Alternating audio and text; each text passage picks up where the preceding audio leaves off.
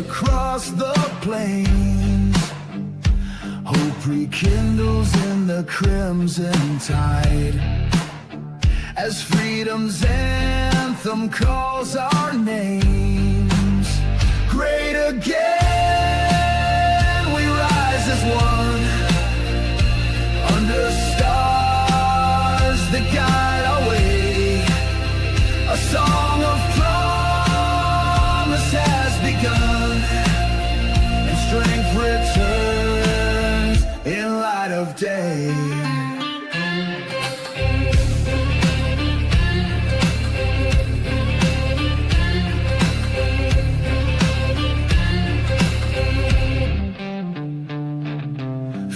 Of dreams are ripe once more.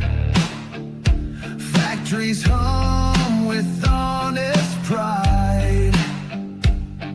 Our banner waves on every shore, with courage marching by our side. Great again, we rise as one, under stars that guide our way.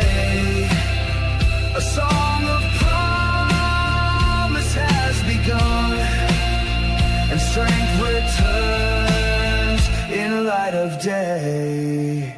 Through trials dark, we found our steel. The eagle's cry breaks through the night. In unity, our wounds now heal. We chase the dawn with fearless light.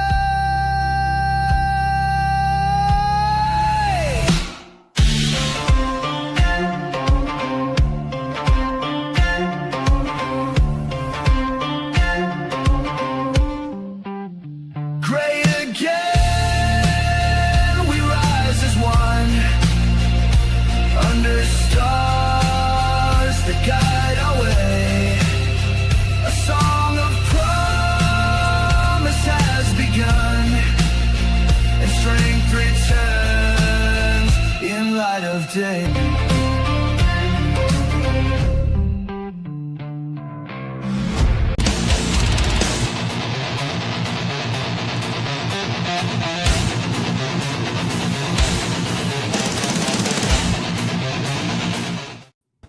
Hey, what's up, everybody? How you doing? Hope you had a good week. Who's all here? What's up, Gina? Good to see you. Pam, good to see you. Let's see, 42 in the house. Yeah, I got your email, brother. I wrote back. Yeah, I just saw it, man. Sorry, we've been working many, many hours this week. Let's see. Everybody else, hello. Welcome. Friday night. Let's see. Dr. Jade, how was your week? Oh, busy. Just had a lot of things to do this week. Just different But you're things. retired. Yeah, I know. A lot more things to do, right? All right, let's get right into it. Let's go. Let's take a look at what we're going to go over tonight. There is a lot of news, as per usual. Yeah, I know. Awesome. Yeah, let me share screen. Let's do it. Bring it up. Here we go. All right, first, Scott Jennings. Scott Jennings is the CNN guy who CNN wishes that he wasn't there, but I think Abby Phillip isn't going to get rid of him because people literally, come on, they dial in just to see him, to see what he says, let's call it, let's see. So he is now, he calls John Ossoff a garbage human while defending Natalie Harp. Ossoff said some really nasty things about Natalie Harp. Then we have La Resistance is kaput, and so are the Dems. Long live the DSA. Yeah, it's about how the DSA is destroying the Democratic Party, and we cannot thank them enough. We'll get into that. Midterm update. James Tallarico, hey, hitches his campaign wagon to a black murderer. What could go wrong? Rosie, she's back. If Rosie really wants to support free speech, ... We'll get into that too. Yeah, Rosie can't be back. She's the one who said she'd never come back. Yeah, well, she's back. They never keep their word. Come on, most of them didn't even leave. Come on. This is a good promises made, promises kept. Fentanyl deaths plunged 22% as Trump White House touts crackdown on the crisis. So here you go. AOC. The morning briefing, revisiting AOC 28 after DSA commie uprising. We'll see how that's going. Now, this woman, oh, man, you know that you heard about this Lindsay Clancy? Did you hear about this, Jay? Maybe. I think I might have heard. She the murdered name. her 3 children. Yeah. And well, first of all, she's in a wheelchair because she threw herself off a building, I believe. And so Before she's or in a after the wheelchair, murders? paralyzed and all that, right? So, but what's crazy, what's going on is all these liberal women are supporting her, and they're using horoscopes and shit, right? They're using horoscopes to claim that it was her husband that did it. Well, first of all, Lindsay said, "Yeah, I did it." Her lawyers even argued their case wasn't that she's innocent. They said, "Oh, well, she's innocent because of insanity." You know, they're doing that case, right? They're, "Oh, yeah, she did it." You know, I mean, there's just no question. But they're all out there, like, doing crazy stuff. Yeah, well, You know, what is it about, unbelievable. what is it about liberal women and criminals? You know, these I don't know, guys man. like Luigi Mangione. Do you know how Yeah. many love letters he's gotten? Oh yeah, and you hear he just pled guilty. Yeah, he did. Yeah, he switched it up. He said, And they're all like, "Oh, I was so sure he didn't do it." AI just helped create a personalized cancer vaccine. Welcome to the future of "Yeah, I medicine. want to see that one." Yeah, I do too. I'm sure there's people here that do not. All right, look at this. Look at Bernie. That's like his resting bitch face, isn't it? It really is. Bernie Sanders' latest attack is sure to upset sports fans. He's just a jackass. He's never changed. So, CNN legal analysts. Anyone who cheered Trump's hush money prosecution has nothing left to stand on. This is an interesting read. All right, here you go. Scientists behind the Wuhan bat research thanked Fauci aid for helping shut down the lab leak theory. Of course they do. Yeah. Well, I have nothing to see here. You don't know what you're talking about. Ro Khanna, Dems are ditching Hassan Piker. Would show weakness. Good. Yeah, thanks. Keep that out there. Hassan Piker, like 2 weeks ago, said, "I wipe my ass with the Constitution and the American flag." I'm thinking at the same time, I don't know. But Trump and Republicans are cutting healthcare costs, dropping Medicaid prices by 3.5%. Now, you know, it's a slow roll, yeah, but it's happening. It's actually happening. No one else did this. Here we go. Florida. FAFO, vicious left-backed judge who blocked Trump presidential library is kicked off the bench by a 30-year-old conservative attorney, Destiny Alvarez. God love her. That time some of these political I know. started getting. I'll tell you what. You put about 5 of them, you throw them out. I don't even know if she's probably a state judge. But if you impeach like 2 or 3 of the federal district judges that are violating the law when they make these national rulings against Trump, they were warned by the Supreme Court too. Don't do that. You can't do that. You're overstepping your authority. Just impeach the hell out of them. Impeach them. Then the rest will fall in line. And I think what you're trying to say is you'd only need 2 or 3 or 6, and the rest would just say, "Oh, I guess I better actually. I better keep this cushy job for the rest of my life. I better actually follow the law." Yeah. Trump says Canadian policies created barriers that systematically disadvantaged American exporters. We'll get into that. You mean like 250% tariffs on milk products? Yeah. This here. I infiltrated a DSA recruitment event. Here's what I discovered. That's going to be good. That might be interesting. Yeah, the DSA doesn't need to hear from more Castro victims. They're tired of it. I was going to say, yes, they do. Yeah, I know. Well, they're tired of hearing it. Yeah, just shut up already. Now that part I can understand. Yeah, just shut up. Hey, Linda, what's up, girlfriend? Let me see. Chris, brother, what's going on, man? How you doing? Chris, are you still up here? Commander, always good to see you, brother. Yeah, we are doing well today. Let me see. Give us a minutia from America. Hello. There you go. The minutia. We're going to get into the minutia. Believe me. Scott Jennings, that's a young picture. Scott Jennings meets with Trump's chief of staff as he weighs White House press secretary job. I think he wants it. That's not current. I know. The picture isn't, but the story is. He's older and he's slimmer. And he's better looking. But No homo. Yeah, I Just think saying. he's a You know, good he's looking. better looking, right? I think he's a good look. Yeah. Do you think he'll get it? I think it's No, because these days you got to give it to a woman for some odd reason.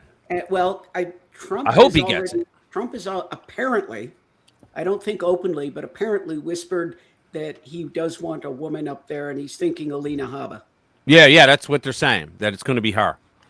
Because she's stuck with him, and she's very open-minded, but I think Scott Jennings understands news cycles better.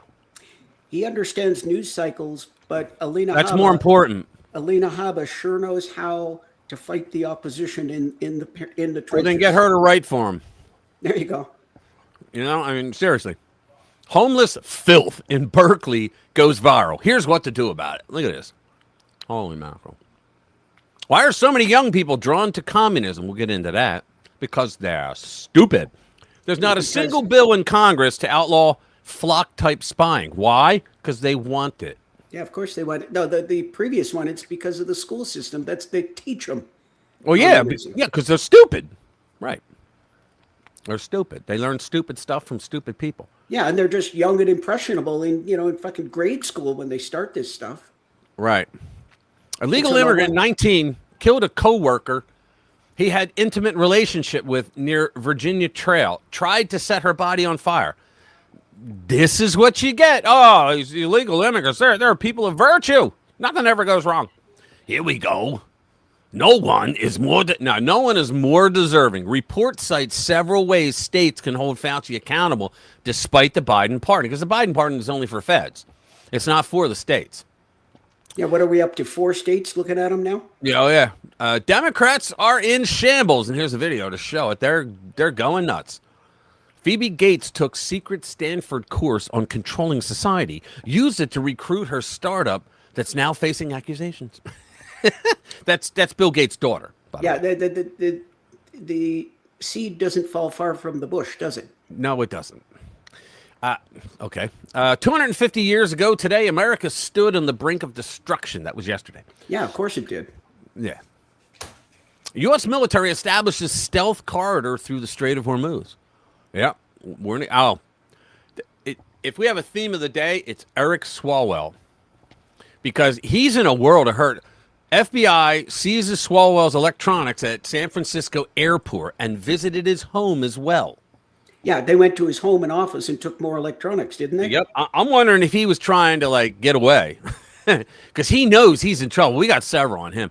A PSA, public service announcement. There will be no sympathy note from the mayor if you're killed by an illegal alien in his city. He'll probably cheer. Because, he doesn't care. The socialists are coming. They have a plan. Do we? The Democrats, Act Blue, that's the organization that you can throw money at anything they say that they're going to be pushing for, and it all funnels back to the Democrat Party, the DNC. Act Blue scandal just went from bad to worse. Oh, by the way, Chris says he's still in South Philly. Oh, cool. All right, Chris. Yeah, we got to, dude, I've been working so many hours. Now, today, not so much because last night we had severe thunderstorms, and last night one of the transformers got hit, and the whole area's out of power. Field trip to Mondami's socialist supermarket goes hilariously wrong. No, I really want to see that. Yeah. The left won't be one bit happy about the latest USS Abraham Lincoln development. Now, you heard about the Abraham Lincoln, what the lib nuts are screaming about? No, saying, I know Trump doesn't care about them. They've been out there for so many weeks and months, and there's no food. Wow, it's all bullshit lie. Yeah. But, I mean, and the answer is, your soldiers and your sailors and you're not social workers. So guess what? MREs? Yeah. But aren't they swapping out, bringing them home? I think so, yeah. Yeah, they're bringing them home and swapping out another aircraft. We just learned what was behind the FBI warrant for Eric Swalwell. It's not looking good for him. Oh, and I want to see that, definitely. Yeah, we'll get into a bunch of other stuff as well. Let me see. Who else is here? Jimmy from Philly, brother from the same mother. 10 jewels. What does that mean? 10 jewels hiding. I don't know what that means. Yeah, there we go. Let's see. Who else we got?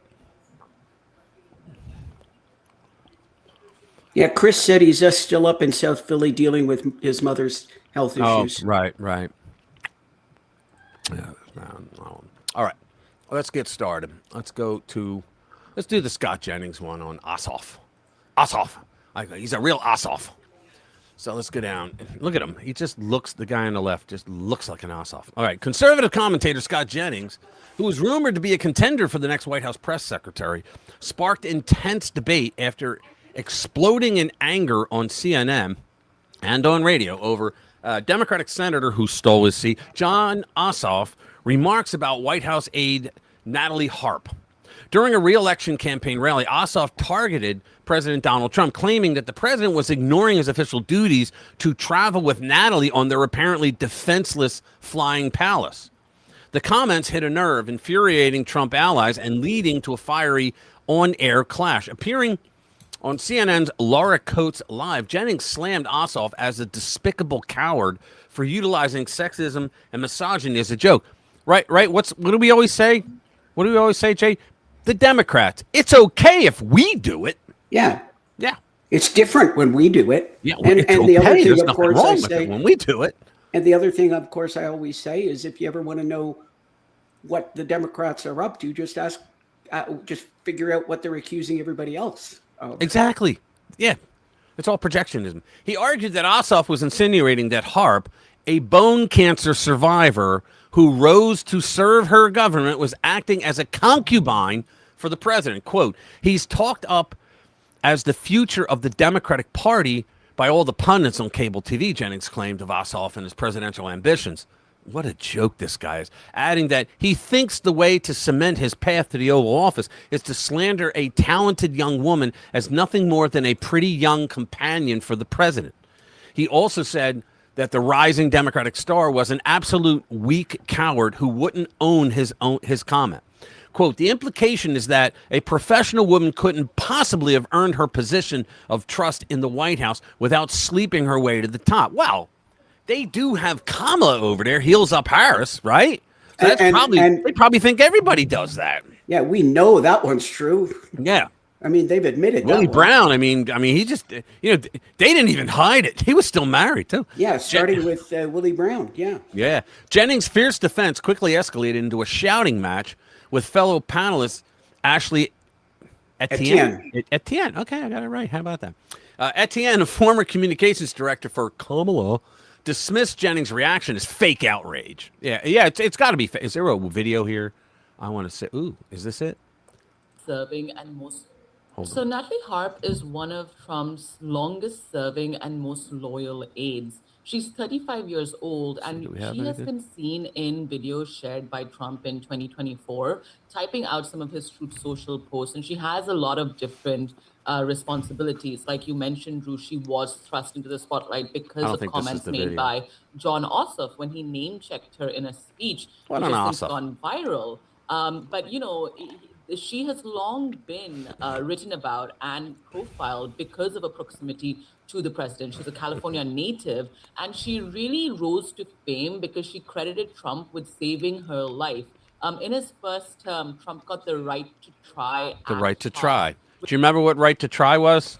Oh, I know it, but I don't remember. Okay, right to try was there are a lot of orphan drugs and trials, clinicals and all that could help somebody that's dying of like an orphan disease or something like that.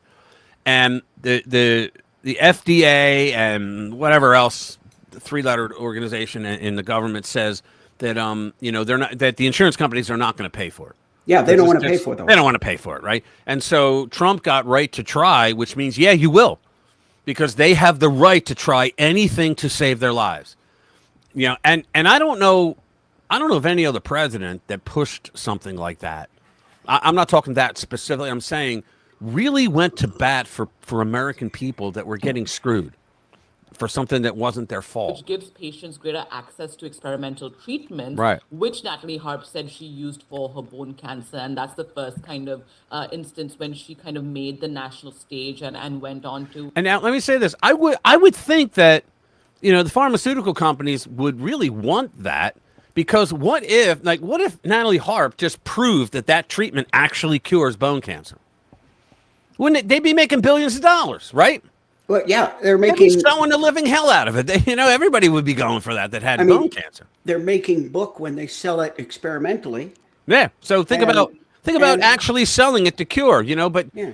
I mean, I don't want to go conspiratorial because the pharmaceutical company never wants to actually cure you. They just want to give you a medicine that takes away the symptoms, and you just keep paying it. But in this case, taking the medicine, she's yeah. in remission, and I don't think. I heard she's doing really well. Stump for the president as well. But she was also briefly a host on one of the networks as well. Oh well, that wasn't it. Let's see if there's another one. I don't think that's it either. No. No, I don't think there's a video. Oh well, I'm surprised there's no But video. yeah, I mean, this is one of the things that it's so fun to have. What's up, Anglo? It's so fun to have libtards contradict themselves within 5 minutes of a conversation. So you talk to them and they get onto this believe all women bullshit. I know. And then the next thing you know, and then the next thing you know, they're talking about Natalie Harp and how she's some sort of slut. Okay, well, which is it? Which is well, the lib nuts like to say, well, the conservatives are a bunch of fucking racists, right? Yet, talk to a black conservative like my friend Chris here. They catch more hell and disgusting things from liberals. If you're a black conservative, they treat you like you're some kind of sellout, even though you're the smart one. What's up, Louie? Good to see you, man. 1,000% put the two senators back within confines of state. Yeah, exactly. Jim's best friend is a black conservative from Florida. He's a co-worker. And I'll tell you, we get together. It's amazing what he says. Yeah, he doesn't get flack from conservatives. Yeah, he gets it from the lib nuts. Yeah. Yeah. Let's see. What are we going to do next? Let's see. Lindsay Chow. No. AI helped create a personalized cancer vaccine. Bernie. Let's do Bernie. Bernie's always good. Always good for a laugh. So there we go. That's his resting bitch face right there. Oh, yeah. So Bernie Sanders' latest attack is sure to upset sports fans. Wait till you hear this. Let me bring it up a bit. All right. Americans love their sports. We do. NFL games are consistently among the highest rated television programs in the United States. And there are 162 Major League Baseball games and 82 National Basketball games that draws tens of millions of viewers every season. But all that doesn't matter, at least not to guys like Bernie Sanders. He's upset that billionaires own these teams that generate billions in revenue, and he wants to change things because he claims the average person can't afford ticket prices anymore. That's just not true. Of course, this writer's 19-year-old son, the guy that's writing, purchases season tickets to the Milwaukee Brewers, owned by billionaire Mark Antanasio. Okay, good. He writes, 31 out of 32 NFL owners are billionaires. Who gives a rat's ass? 26 out of 30 NBA, 26 out of 30 MLB.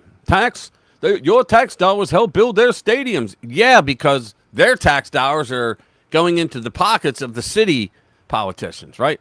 But today the average person can't afford, most average people can't afford 3 homes, Bernie. How do you answer for that? So how does Bernie want to change this? Don't know. His proposal was heavy on platitudes and light on actual plans.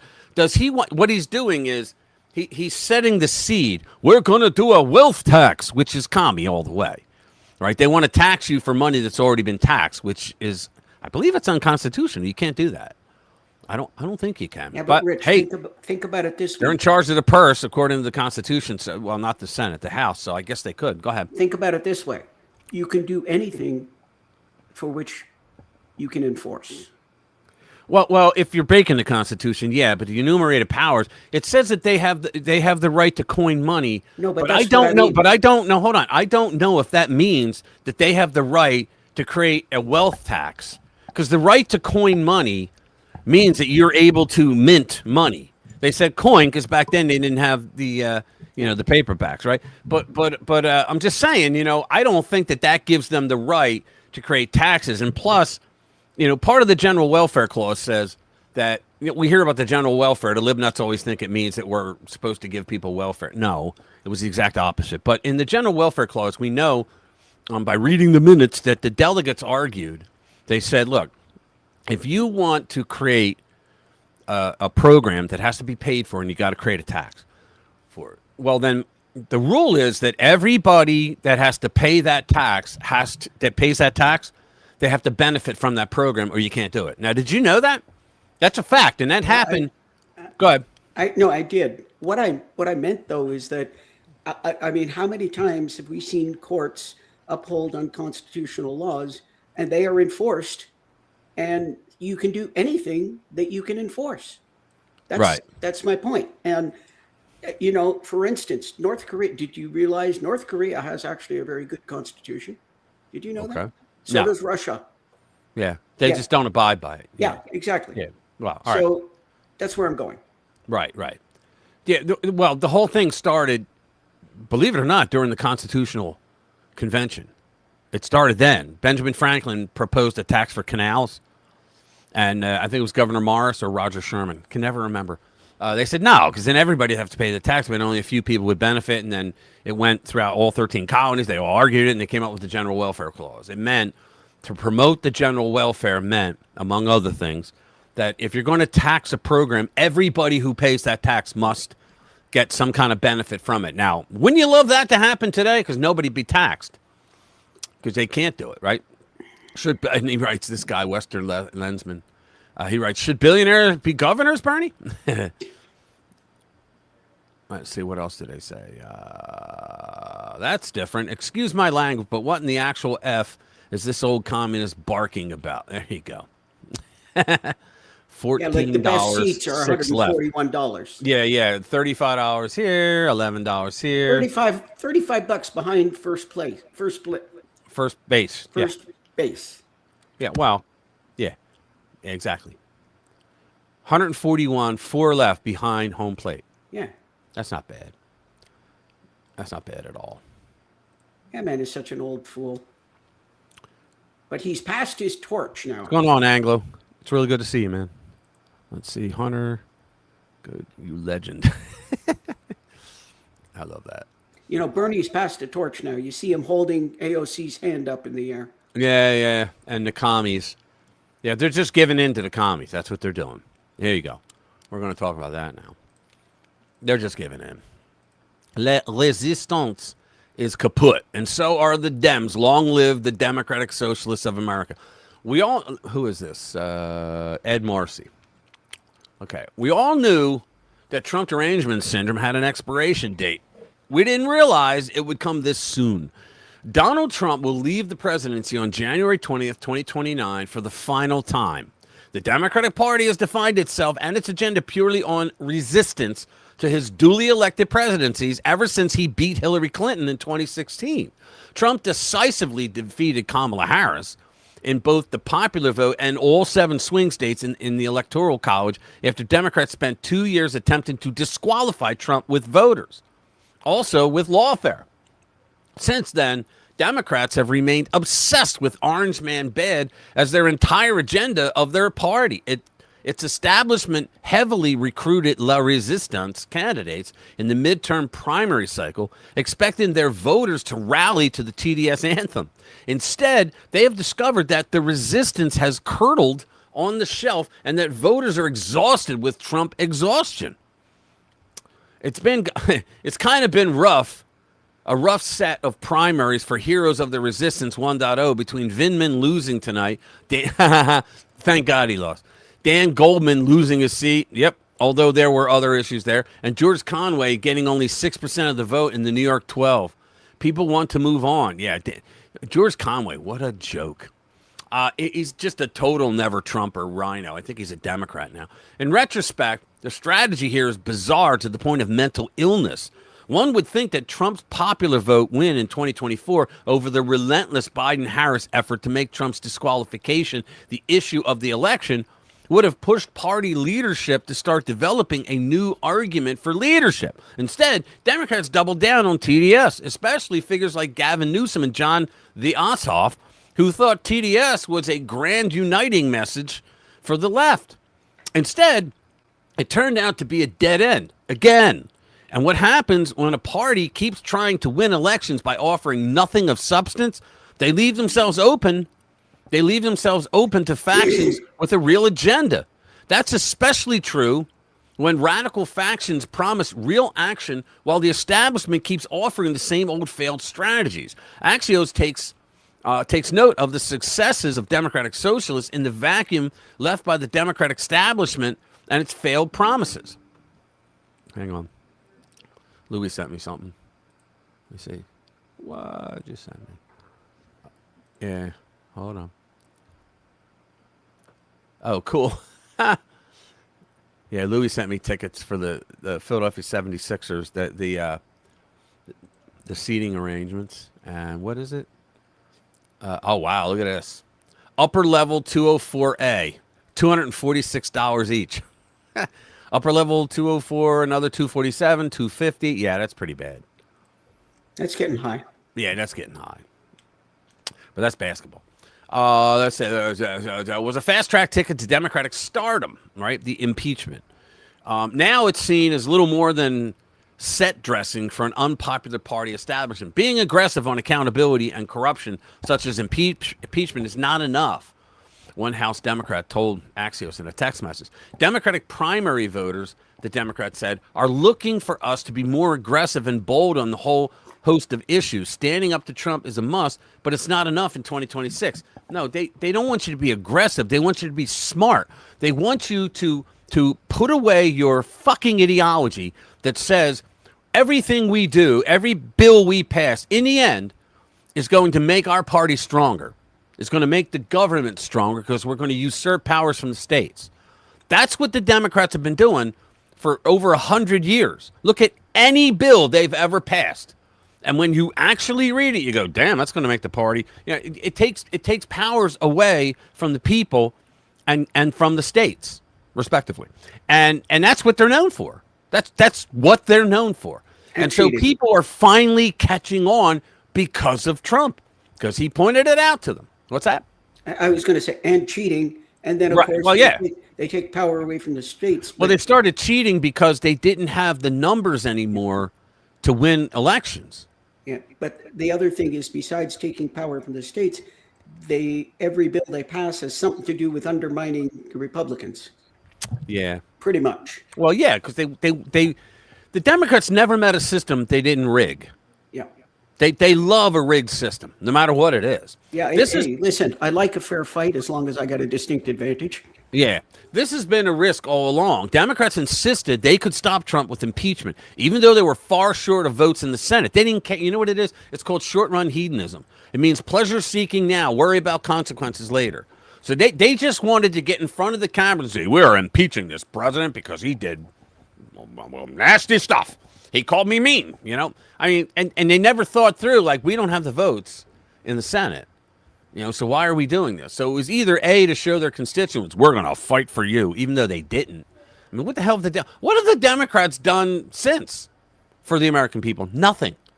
And yet you see the idiots on Facebook putting up memes. What have the Republicans done for the American people under Trump this year? And then you got people putting lists of shit that were done. They don't think. They just don't. They just want that split second where they think that they're going to be famous because they made this statement. They're idiots. Yeah, all they want is that moment of endorphin.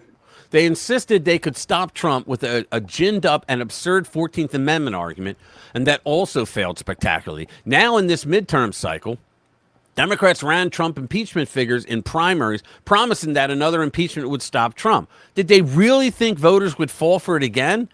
Guys, think about that. He got out of both impeachments because people knew it was bullshit, which is really sad because think about it. If they were in charge, they would have convicted him. Of course they would have. Even though every American would be like, why did you do that? He did nothing wrong. You proved nothing in either one of those. I mean, think about it. They literally lied about every single article that they threw against him, and yet these idiots want to do it again. Oh, my God.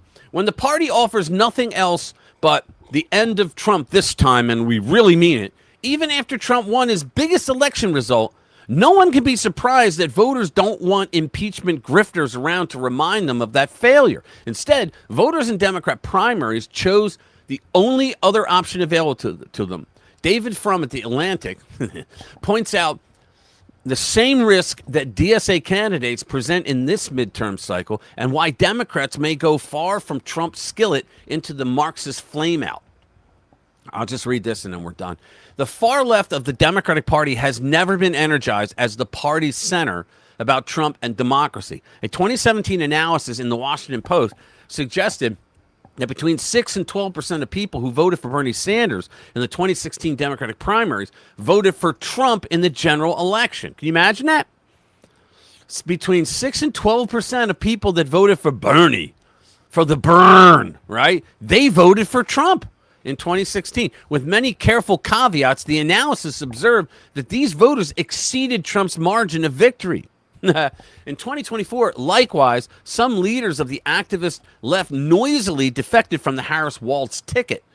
For many of them, opposing Israel's war against Hamas in Gaza mattered more than stopping a Trump presidency at home. The effect of this mobilization on the left is hard to measure, but the nation was quick to insist that the Biden administration's Gaza policy likely cost the party Michigan because many Arabs and Muslims swung toward Trump.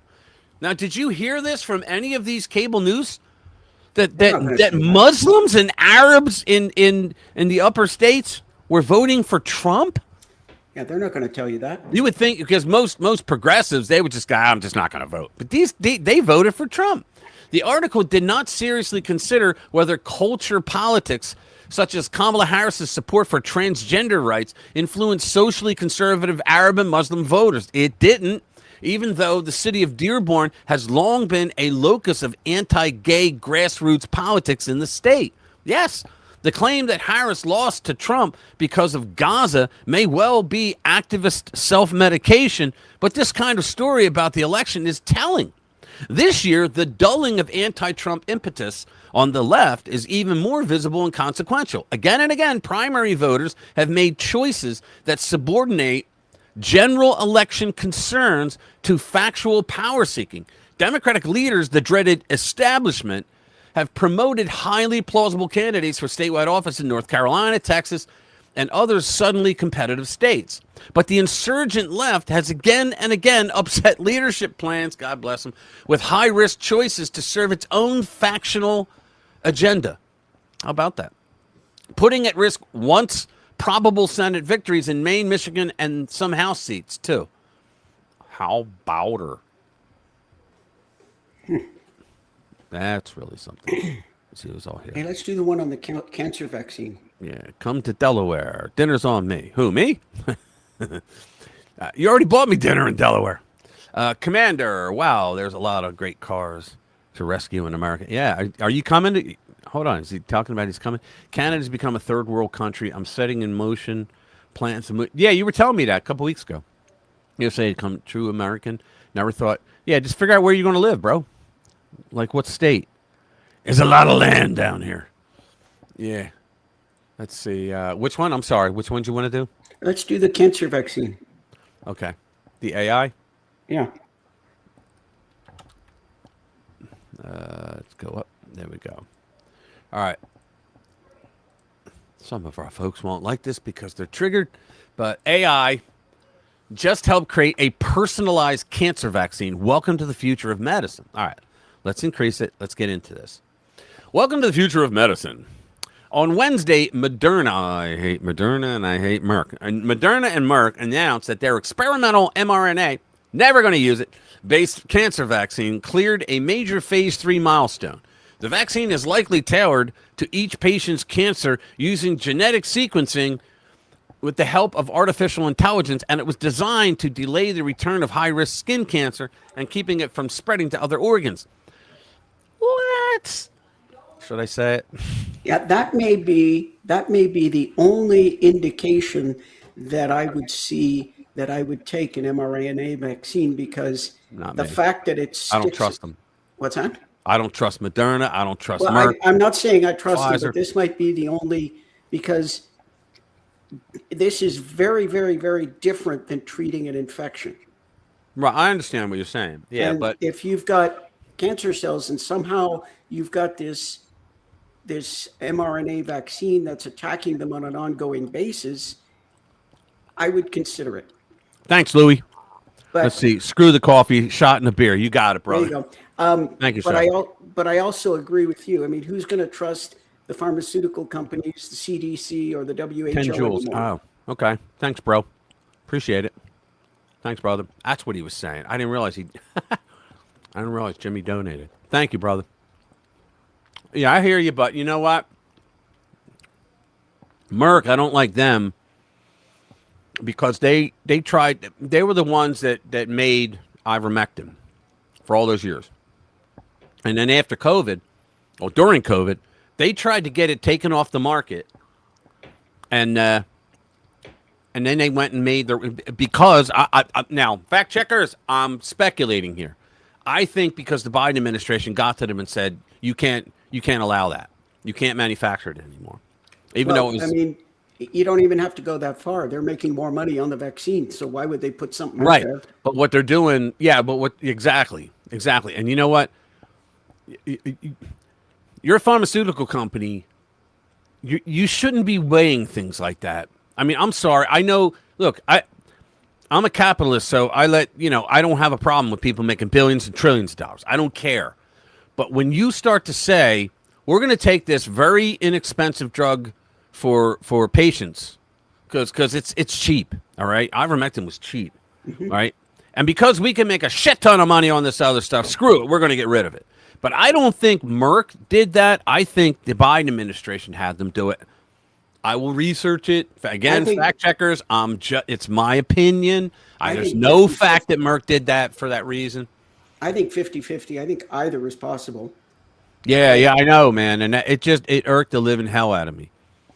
Yeah, The I only ordered other it from thing- India. The only That's other where I got thing- mine. What's that? The only other thing is ivermectin has been around since the 1980s. It must be available as a generic. I've got 100 of them right here. Yeah. I mean, No, but it must be available as easy. a generic. Is that a generic or is that from? this is from. I'll tell you who it's from. Ivermectin tablets, USP. I can't see it. My eyesight's bad. Hang on. If it doesn't have a big splashy Merck sign on it, it's probably a generic. Right. Yeah, but I don't care. I mean, generic schmeric. I don't care. Well, no. What I'm It'll work saying for is me. they could have gone to Merck, but they would have had to get all the. But this is why because you probably know during COVID, there were pharmacies who would not sell you ivermectin. They just said no. Right. Oh, I saw one guy, in a video. I saw this one guy where the pharmacist said, "No, I can't sell this to you." And he goes, "What do you mean you can't sell it?" And he goes, "I'm not going to sell this to you." And he goes, "It's not real." And he goes, "It was written by a licensed physician. You can't not sell." And he goes, "Yeah, I can." And he goes, "I'll sue you." He goes, "Go ahead and try." Like he was so cocky. But now we know that it was Fauci and his minions that literally told pharmacies, "Do not sell this stuff." Yeah. That's already out there. Yeah, we Told know them, that. "Don't sell this stuff." What the hell? Were they trying to get people to die? There's a woman out there now. She's either a nurse or a doctor. I think she's a doctor. And she's making claims that she worked through COVID. She was in the hospitals and she was dealing with the patients. And she is making a claim that nobody died of COVID. They died of Resdemivir and ventilators. That's what she's saying. And she's saying, I was in the battle. I was on the front lines. None of my patients died of that. They died of Resdemivir and they died of ventilators.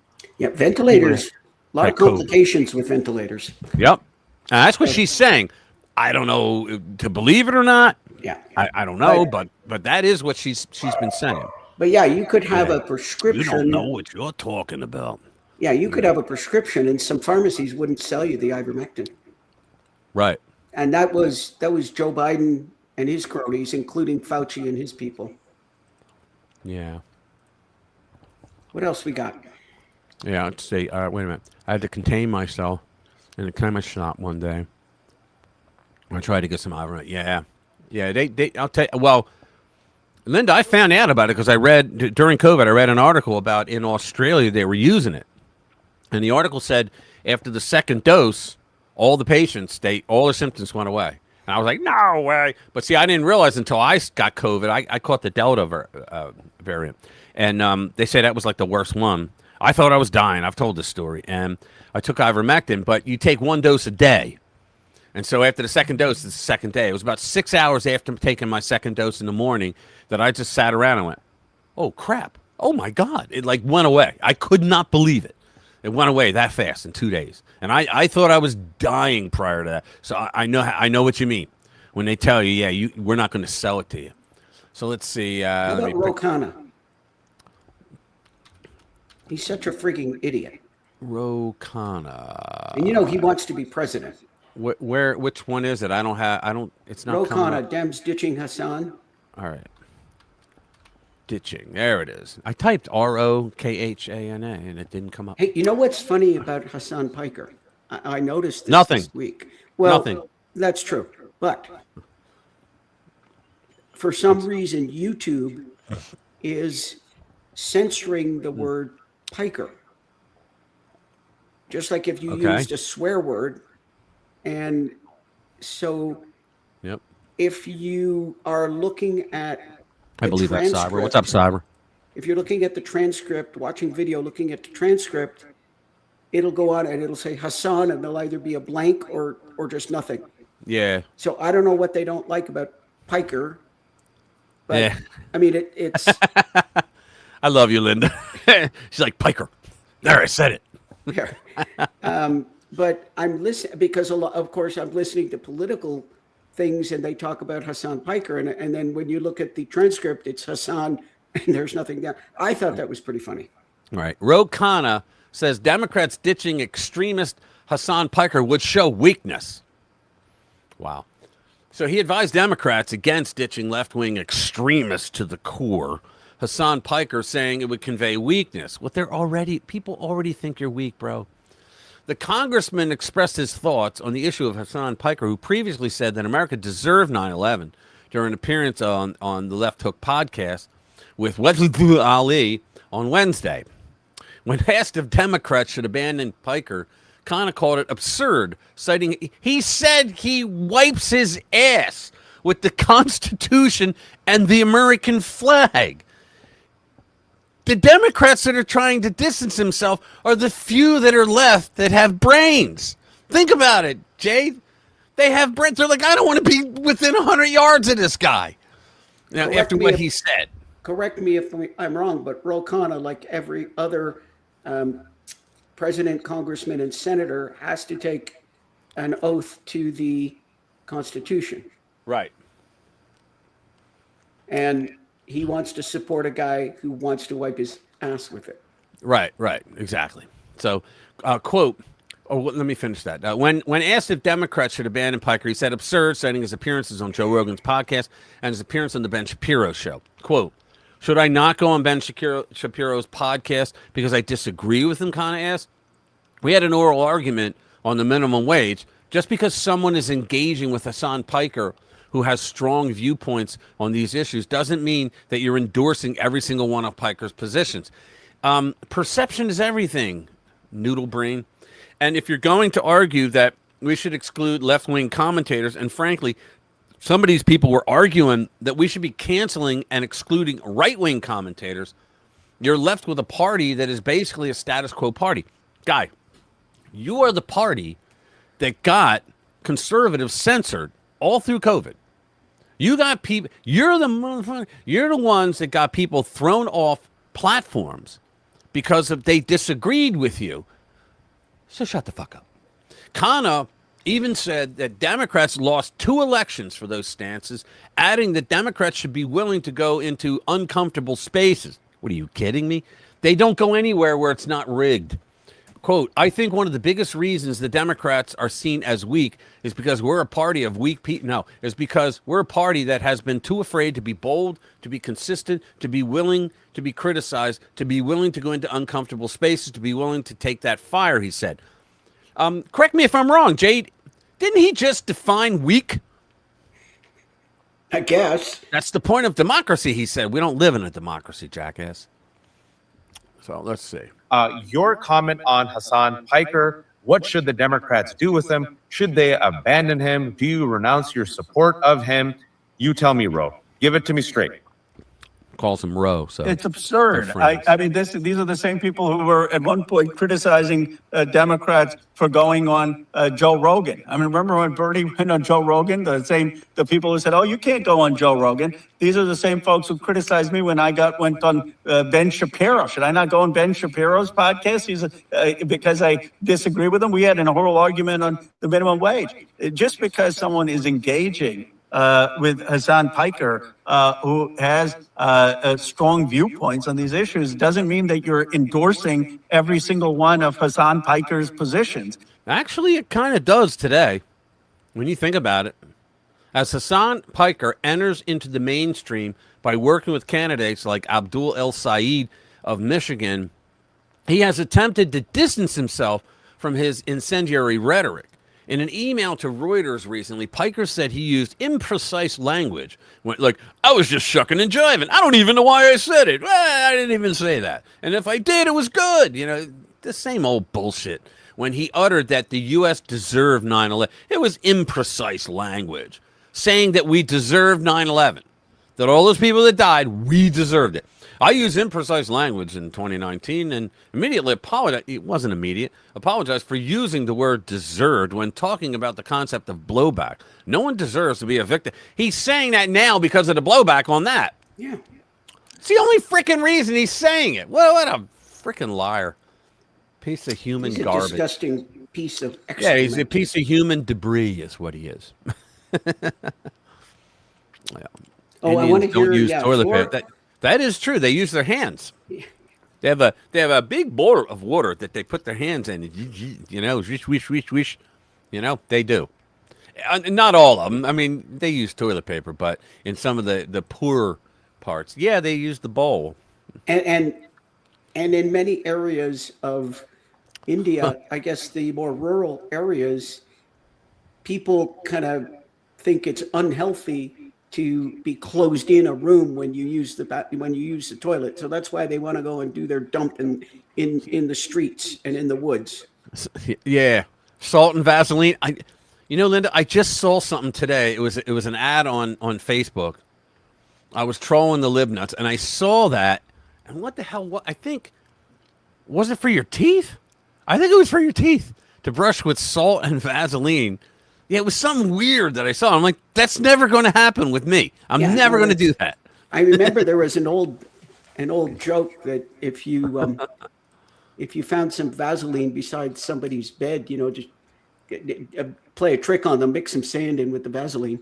Oh, that's not good. That's not good. The one beside the bed, Yeah, I understand. You understand? Yeah, I do get it. Yeah. It's not funny if I have to explain it. Yeah, I know. That is exactly right. Let's go inside the infiltrated DSA camp. Oh, I want to hear about Florida FAFO. Well, we're going to do this one first. You got one next? I already brought it up. From the Capitalists. It's a Substack. Let's see. I infiltrated a DSA recruitment event. Here's what I discovered.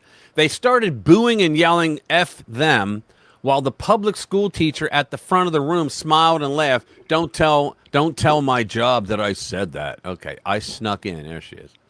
Okay. Let's increase it. All right. This past weekend, I attended my first DSA meeting held in a cavernous church basement that was littered with dozens of F ICE and no Trump, no KKK, no fascist USA picket signs. They don't realize they're the fascists and they are the KKK. The meeting was for people who were interested in joining the DSA, called DSA 101. It was an introductory course. They're giving courses on communism, led by a public school teacher. No, what a surprise there. Yeah. In the 15 minutes between my arrival and the event's start time, about 25 white people trickled into the room. The instructor started the class by lamenting the recent loss of DSA gubernatorial candidate Francesca Hong. Aww. Almost anyone in the room had Hong buttons pinned to their bags or shirts. One woman was using a soda koozie with a Hong quote printed on it. If you need me, I'll be balls deep in bourbon. That's about the best thing she's ever said. And she wonders why she didn't make it, right? The instructor blamed Hong's loss on the consolidation of the Democratic Party around the centrist moderate David Crowley and his annoyance with current Governor Tony Evers' endorsement of Crowley. No, she lost because she's a fool. because she made certain statements on the campaign trail. And then when they came back to bite her, she had to get AOC to go out there. We talked about this last week. Bless you. Well, she had to get AOC out there and go on interviews and say, oh, yeah, well, you know, she totally recanted it. She totally said, no, she disavowed it.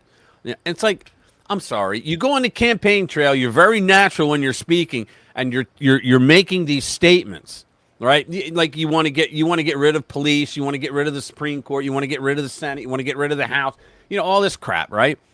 And you really think people are going to? They think that the libnuts think that the American people are fucking stupid.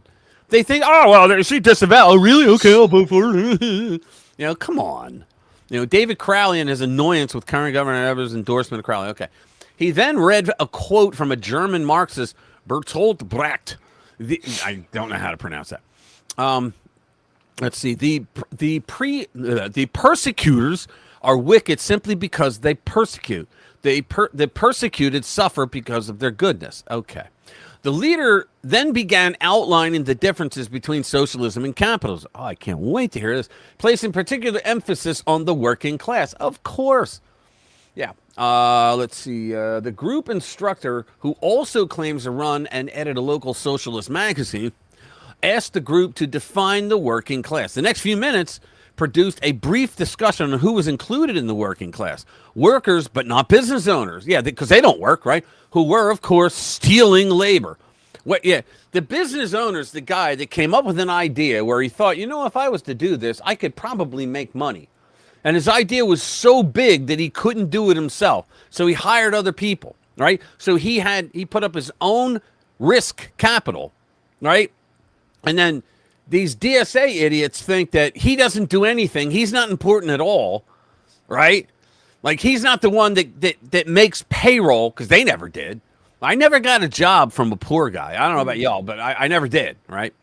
So all people, but not everybody, because as one ambiguously gendered individual state, ambiguously gendered, I love the way they wrote that.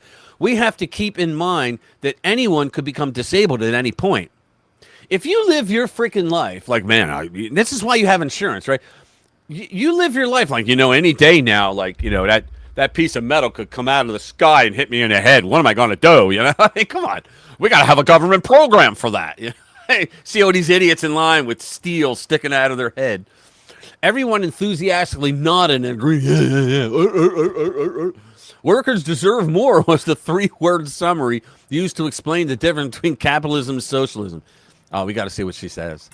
Hey everyone, I am about to go invade a DSA meeting. This is the fit. She had to dress like that. Thankfully, I have all this stuff from when I was emo. I made this jacket myself when I was 14 years old, so.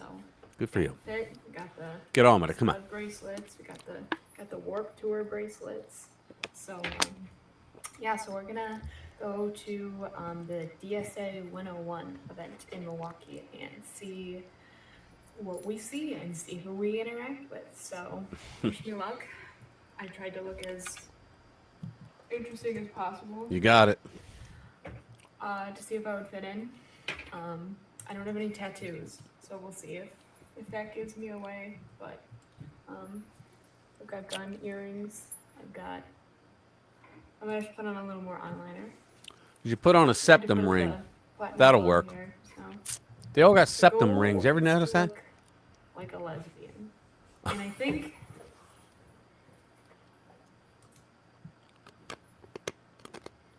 She pulls it off, yeah. I think we've done that. So. The big lesbo. She pulls it off. See how it goes. Wish me luck. All right, well, I just think that socialists have an amazing opportunity to really take advantage of our current movement, said the 30-something-year-old woman sitting next to me at the DSA meeting. Everyone else at the table, including 3 other millennial women and 2 gentlemen who were late Gen Xers, nodded in agreement. Now, more than ever, people need what socialism has to offer. Oh, good Lord. What socialism? Yeah, they want to make everybody equally miserable. Let's see, let's go down. I thought it was for in a church. I know. I was like, wait a minute. You know what's going on too? The Catholics are allowing these DSA people in their social halls, and they've also been like protecting illegal immigrants. What the hell is going on with them? I don't get that. Does that surprise you? Let's see. We haven't seen real capitalism. Yeah, I know. Well, right now we have state capitalism pretty much. Let me play a video because we haven't played one. Let's see. Pasadena, Karen, new script for the demo. Yeah, let's do that. Well, the new script. Hold on. I got to bring that back. Well, the new script. Oh, come on. There we go. The new script for the Democratic Party. There we go. Democratic Party has just dropped. Want to be in the majority, we're going to have to be a big tent party. Shift It's a for big brain. tent. We do have a big tent of the Democratic Party. We are a big tent party. Big tent. A big tent party. And so I want to. This is you guys. They sent their memos around. You got to use the word Big Ten because they got to explain why they allowed the DSA into their infrastructure, right, into their ballot system. They didn't. These people ran as Democrats, and then once they got on the ballot, that's when they announced, "Yeah, we're DSA," right? And so now the Democrats are in a really messed up place because they know that their moderates are probably going to lose to Republicans, right? In many states where they should have won, but they won't. So the DSA came in and beat out a lot of the moderates, but now they're really going to lose because Americans, I mean, communism, and they all say it's democratic socialism. No, they're communists now. They were really socialists when they first started the organization years ago, but they're commies now. There's no doubt about it, right? And so I think communism just made they got 5% out of all the parties. Well, communism came in 5%. Yeah, and the problem is a lot of these elections that should be close in a general or leaning Democrat, if they had a reasonable, quote unquote, reasonable Democrat candidate, are now going to swing Republican. Yeah, where's Pinochet when you need him? Go ahead.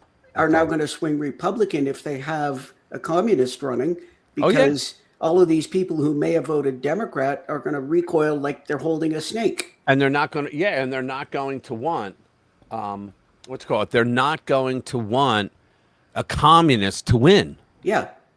So they're going to vote Republican. They're not going. I think that's why the Bernie Bros did that. That a lot, like that percentage of them went and voted for Trump because they don't want the alternative. Yeah, they may not like Trump, but they don't want a communist. Yeah, especially when they found out that Hillary bought in 2016, she bought the nomination from Debbie Wasserman Schultz. And they were even taken to court for that, and the judge said it's a private organization. They can do whatever they want. But I thought, there's got to be some fraud there because so many people donated $21 to the Bernie Bro campaign, right? And here it was fraud, not by Bernie, but by the DNC, because they gave it to Hillary because Barack Obama spent all their money, and she said, "I'll fund all the campaigns if you guarantee me." And they went, "Okay." The commies are freaking out. Yeah, Linda, I want to ask you about that. I heard about the One Nation, and I saw where the head of the One Nation party basically came on and said, "Yeah, we have to eliminate." I forget what she called them, but basically she wants to chuck all of these third worlders out. Yeah. How is the One Nation party holding up? And are they going to win? What do you think, Linda?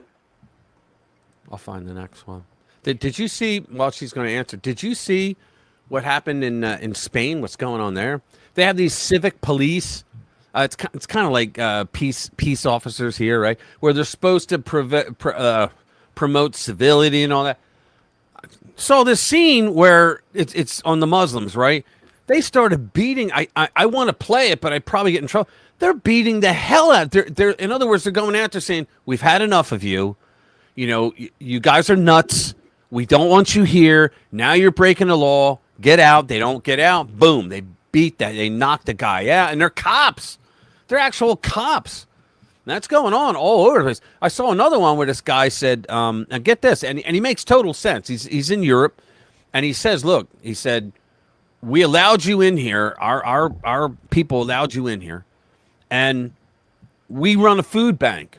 And he goes, and in a food bank for the poor, you get food donated to you. He goes, and then we prepare it, and then we give it to the poor. He says, we've been doing this for 100 years from here. And this is a young guy, too. And he said, but now the Muslims are here. And he goes, and they come in, and they make demands that we make halal and that we prepare the food according to their religion. And we're like, we're making pork sausage here. Eat it or get out.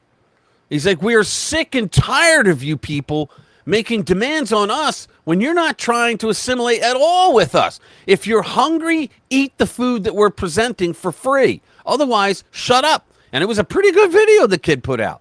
Let me see. Pauline Hanson, you have to love her. She's been consistent for 30 years. I have no idea what that means. She wrote, Jade, it's a great thing. So many people coming out for common sense government. That's always good to hear. Well, Linda, I hope them the best in the next election. Yeah. And here's another thing. Maybe 42 can help us with this one. I've been reading a lot about well, actually, they called it the new IRA is coming up. Not for anything except to go find immigrants. They're trying to get the immigrants out. And apparently the loyalists and the Republicans are working together to get immigrants, illegal immigrants, or any immigrants out of Northern Ireland. Right. So maybe 42 can lean in on this. Here's a kid I want to play. It says, if you're Christian, watch this. This kid is really good. Watch this. Whatever God made you good at is the exact thing the enemy will use. I know it sounds backwards. You'd think Satan would attack your weaknesses? No, he'll attack your gifts. He's smarter than that. He'll use your gifts, actually. Hey, I'm great. I make Christian videos on the internet to help you grow closer to God. And here's the thing about the enemy. He can't create anything. He can only twist what God already made. He doesn't hand you new weapons. He tries to flip the ones God gave you. Think about it. If your gift is wealth, he twists it into greed. If your gift is leadership, he'll twist it into control. Beauty or talent, he'll twist it into vanity. Strength, twist it into intimidation. Say it with me. The devil's favorite weapon against you is the one God gave you. Why? Because the thing with the most power for God's glory does the most damage when it's flipped. Look at Samson. His gift was literally God-given strength. And that's exactly where the enemy went after him. And I'll be honest, I think my gift is talking. And it's the whole reason I can make these videos. But James 3 says, out of the same mouth come praise and cursing. And that's me. The same mouth that makes videos about Jesus can tear my brothers down 5 minutes later. Same gift, different direction. You live in a house of all boys, okay? It's tough. But pray for me, because I know my gift isn't just a blessing. It's a battlefield. James compares the tongue to a ship's rudder. A tiny thing that steers the whole ship. Every gift is like that. The question is not whether a gift is powerful. It's who's steering it. Figure out your gift, the thing you're best at, and then pray this. God, this came from you. Help me aim it at you. I want to be used by you. Oh, for more. Peace. God bless. That kid's going to be the next Charlie Kirk if he keeps it up. A kid? What is that, 6? Yeah, I don't know how old he is. I don't know anything about him. I saw it earlier today. I'm like, I'm going to look into him, though. Yeah, just like from the face. What do you think? 6? Maybe. Yeah, 6. Maybe 8. Maybe 8. In that range. He's very young, but he knows his stuff. But he knows how to talk. It's not. He's not just memorizing Bible verses. He knows what they mean, and he's relating it to everyday life. That's what I like about this kid. And he said, "Oh yeah, my gift is talking." And you know what? Right. Samuel, right. Yeah, he's a great kid. Yeah. The devil is a commie. Yes, I believe that, Cyber. I do. Yeah, 9 maybe. Yeah, maybe 9, 8 or 9. Yeah. I mean, he's good. He's got the gift of gab, right? But he knows what he's doing. Yeah, I think he's right. I mean, and I do too. And he's not like vain or arrogant about it. He just, my gift is talking, but he's right. Listen to him. My God. Exactly. So let's see another one. Straight men should go back to being men. No, we're not going to do that one. Not yet. They never make sense. Here's a good one. Okay.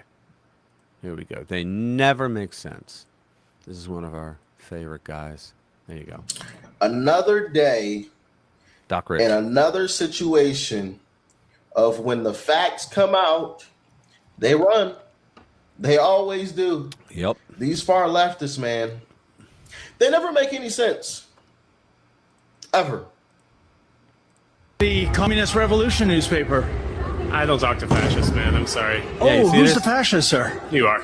Isn't that a hallmark of communist regimes? Fascism? Yes. No, that's not the hallmark. Communist regimes, you idiot. No. Oh, okay. Oh, I'm an effing idiot. Can you educate me? Because I thought that under Stalin and the Soviet Union, what was it? The toll maybe over 100 million? I'm not talking to you. Where in the world is there a state that embraces communism that would be considered successful? I'm looking at North Korea, Venezuela, Cuba.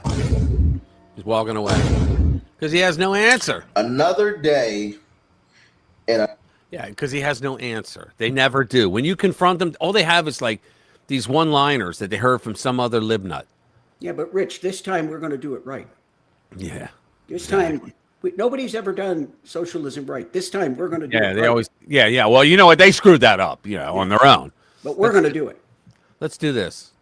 This is on the fentanyl coming into the United And States. do we want to hear about Fauci? Yeah, we will. Exclusive. Fentanyl deaths plunged 22% as Trump White House touts crackdown on deadly drug crisis. You think about it. China used to literally send the fentanyl. Now they just send these pre-packs, and the cartels in Mexico, they're the ones that put it together and bring it over. Well, we've got like I think they said like the last couple of months has been 0 people coming over. There's always going to be people that sneak by that we don't see. But they're not coming with thousands a day anymore. They're not even coming with tens a day, okay? And so because Trump really shut that thing down. But so you got to wonder, like, well, then how are they getting the fentanyl through? They're mailing it. Some of them, they fly drones and drop it off at the address. Can you believe it?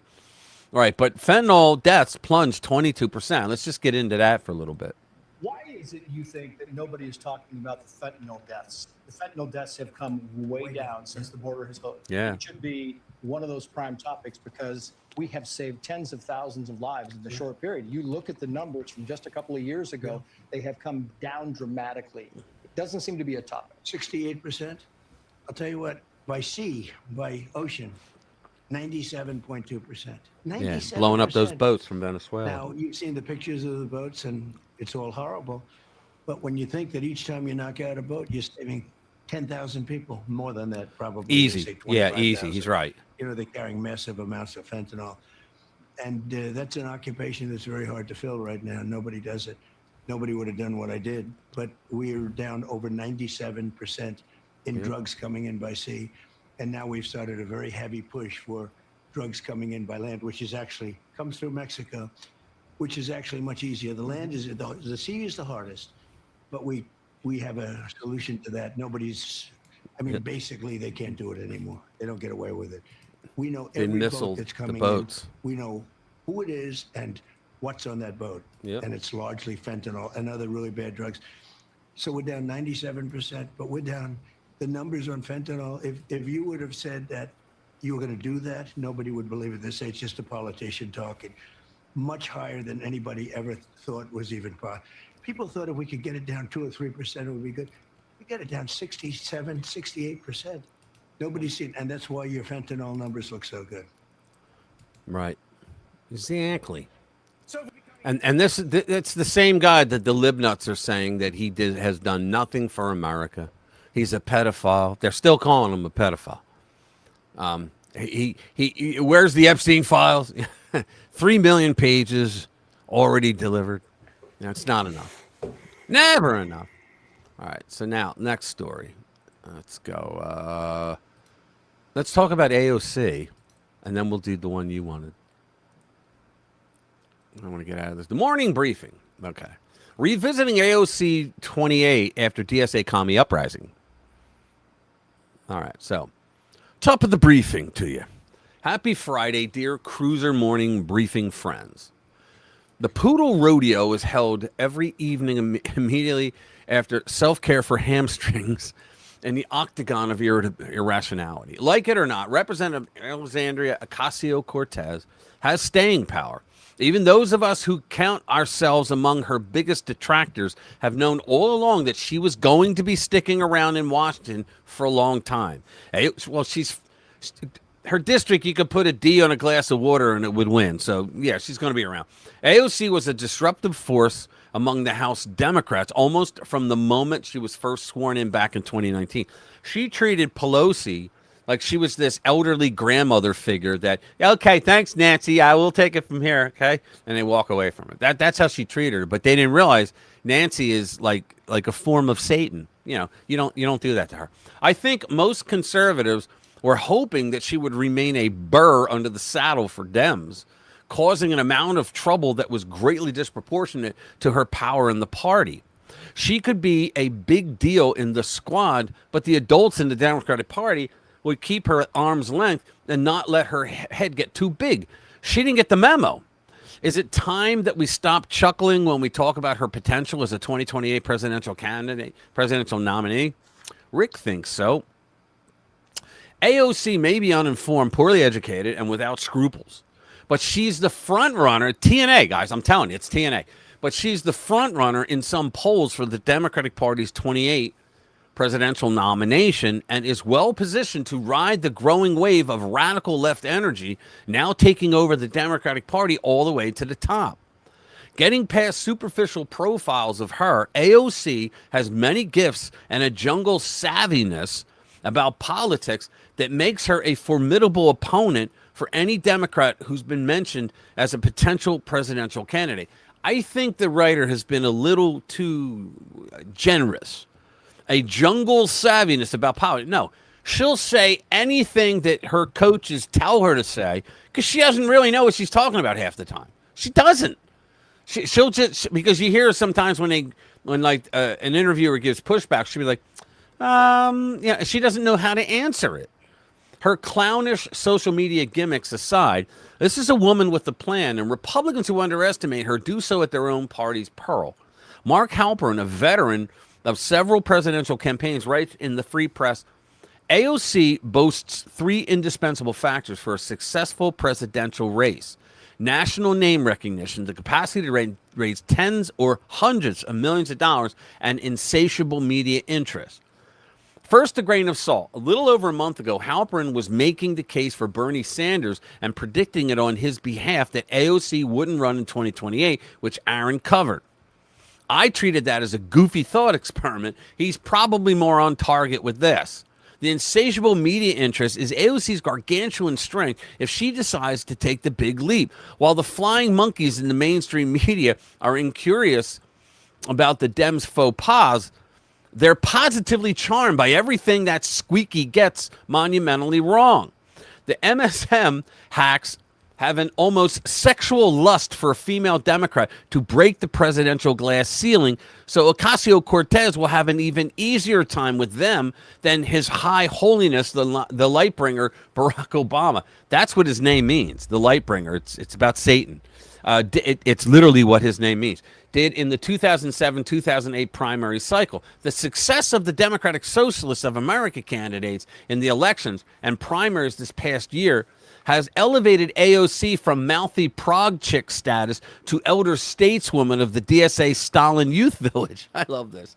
She was a member of the DSA before anyone was mentioning the DSA. Less than 2 weeks ago, I led off the briefing examining an attempt to sell AOC as a centrist voice of reason to counter the DSA loons who are newer to the scene. I wrote that, quote, I'm all for them heading into November trying to sell a narrative that says AOC is whatever passes for a centrist over there. Still am.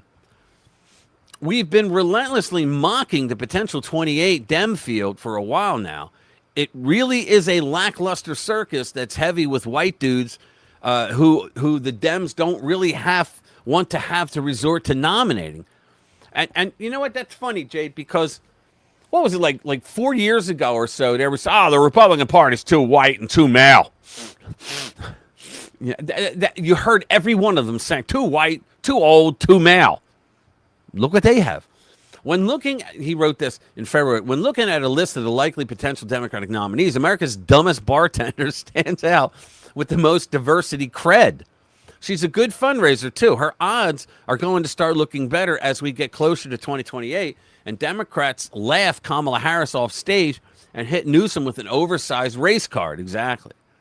That was the way. That was the way back when Zohran Mamdani was the only other DSA member of note. They're all the rage in Dem land now, and Ms. Ocasio-Cortez is practically royalty in that crowd. So, in other words, she may be running. Yeah, You imagine the big question about her is who is pulling her strings? Yeah. Who's funding the money? Who's actually What's up, in Leanne? control there? Good to see you, girl. Well, I tell you what, Rich, I don't have anything super prepared, but I got some stuff that I've been thinking about this week, and I got a topic, and Linda's looking for it, and she says, "Oh, cool. Are we getting a moment?" I run my. Whoa. You're breaking up. Yeah, you just broke up too. Oh, then So it's I don't both have of us. anything. I don't It's a have server. anything. I don't have anything much prepared, but I do have something I've been thinking and reading about this week. And For a moment? Linda says, "Are we getting a moment, even if it's just an aside?" And so I have a bit of an aside. Okay, well then let's get started.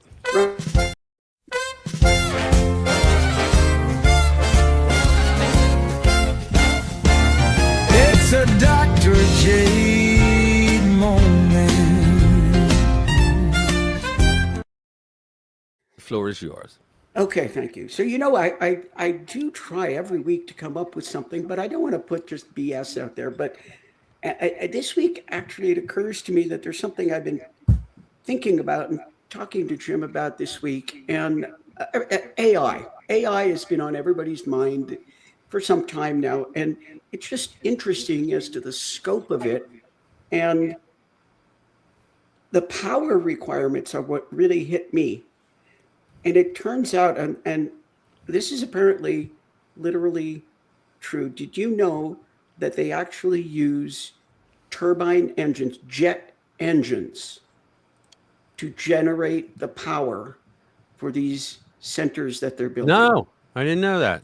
They use jet engines, and basically it looks like you took a big ass jet engine, right, turned it on its end, and I guess most of them are running on natural gas rather than diesel. But the big one, I can't remember if it's one that Elon Musk is running, but it's partially complete. And then they've got, count them, 40 apparently of these jet engines. And that's the amount of power these things require.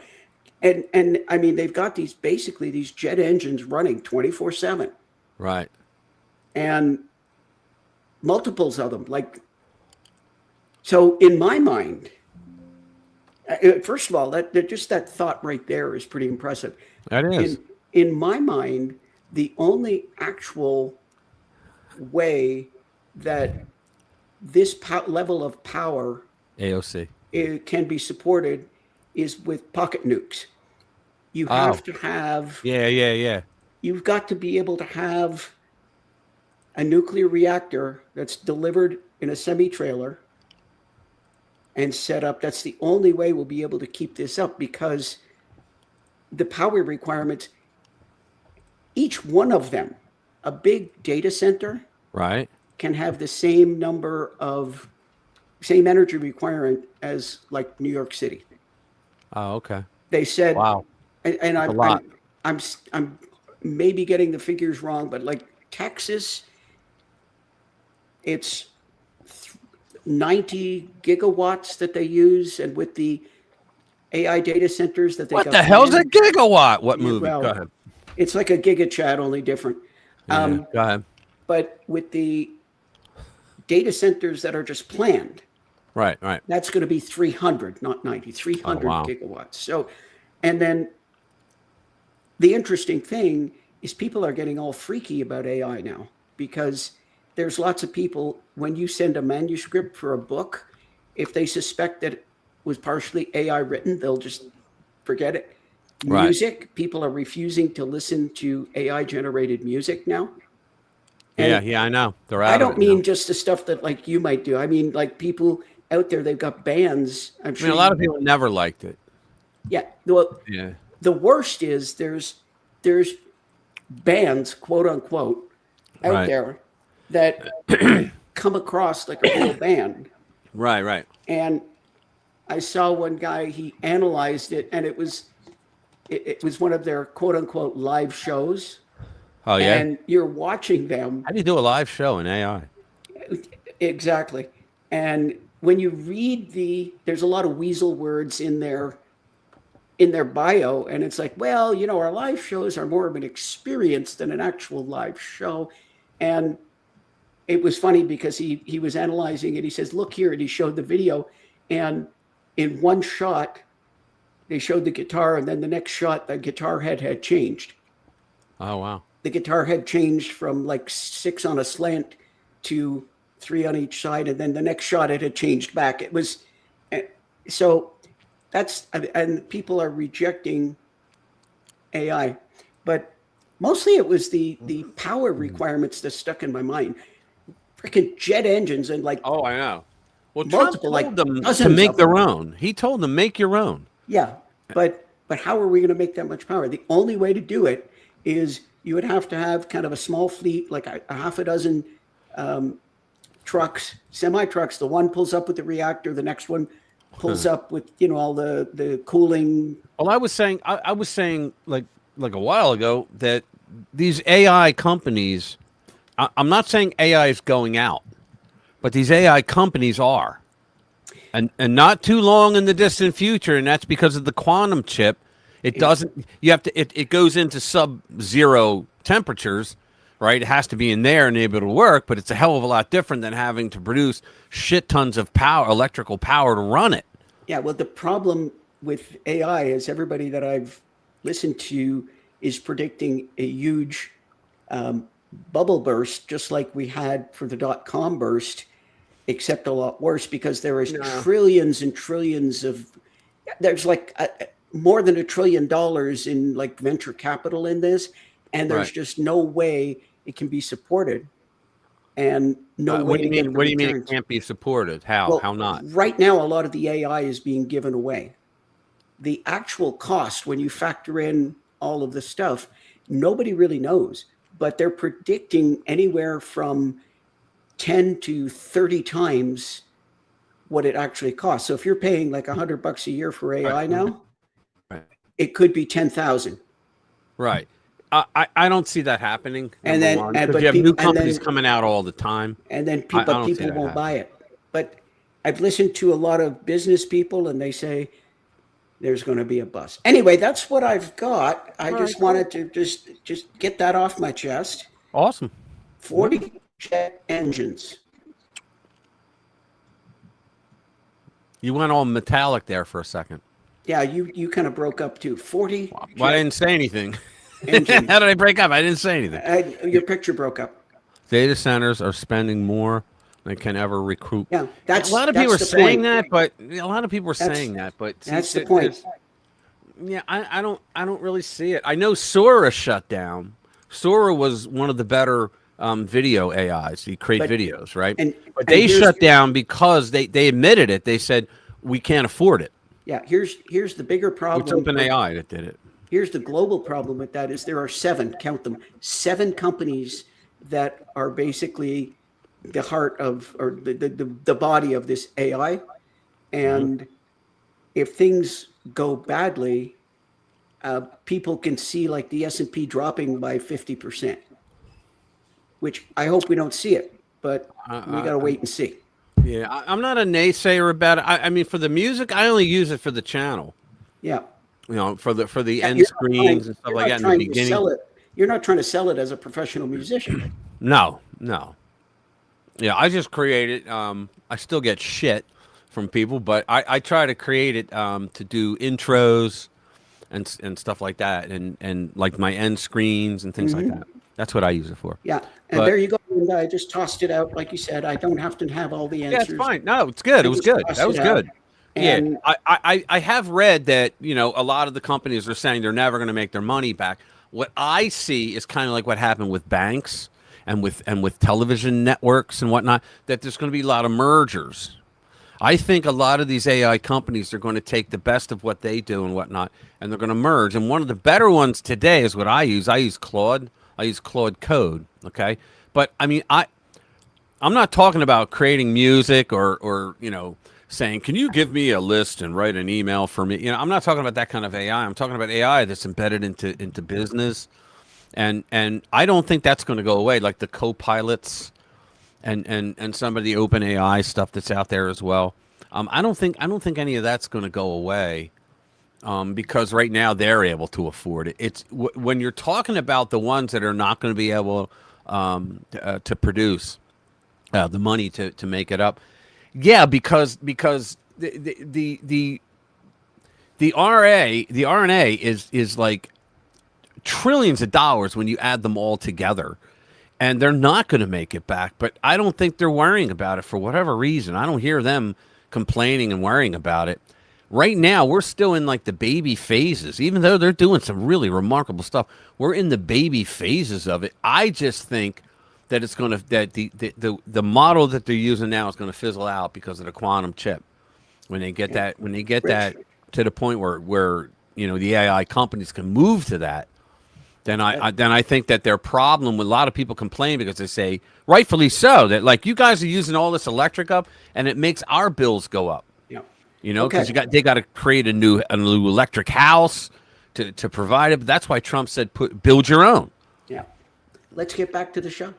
Sure. Well, you're the one that went off on a tangent. Well, that's my job. I know.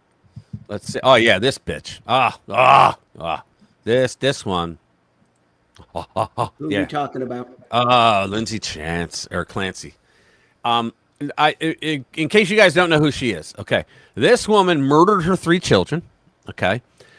She's in a wheelchair because she jumped off of a building, and did other things, cut herself. Was that after she murdered the kids? I think she either cut her shoulder or her neck and then jumped off a building. And I don't know the full story because I wasn't interested. This is the part that I'm interested in. She has a bunch of left-wing women who are coming to her defense, and they're using astrological signs. I'm not kidding. They're using astrological signs and whatnot to say like, well, her harvest moon was in line with, and they're like coming up with all this crap and saying it had to be the husband. And it's like, oh, of course, it has to be the man who killed the 3 kids, not her.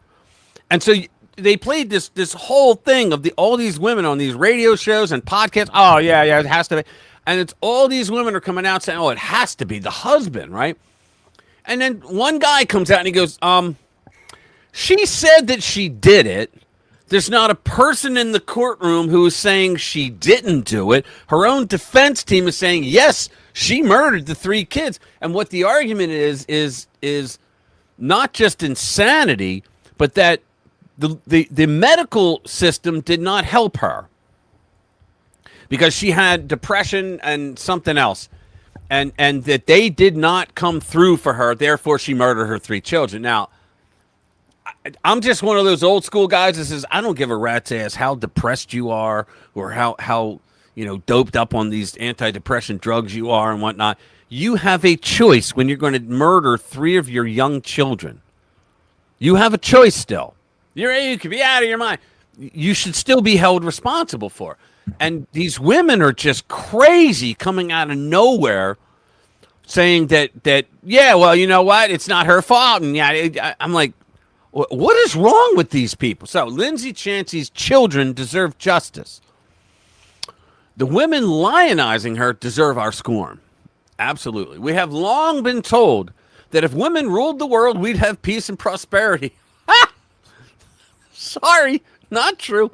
Everyone would be dancing with unicorns under rainbows that gently sprinkle candy down on verdant fields full of fragrant flowers. Yeah, okay. But I know women, being one myself, she says. Who is this? I'm going to read it. I got to give their name. Amy Curtis. Okay, Amy Curtis is a good writer. I did a video on one of her stories yesterday. It says, but I know women, being one myself, and having spent significant time not only at an all-women college, but in a female-dominated profession before my work with Twitchy and Town Hall. I can tell you nothing is further from the truth, and the recent adulation of Lindsay Clancy further proves my point. Clancy is the Massachusetts mom and former labor and delivery nurse currently on trial for murdering her 3 children on January 24, 2023. Her children, Cora, Dawson, and Callum, were strangled in the family's Duxbury home.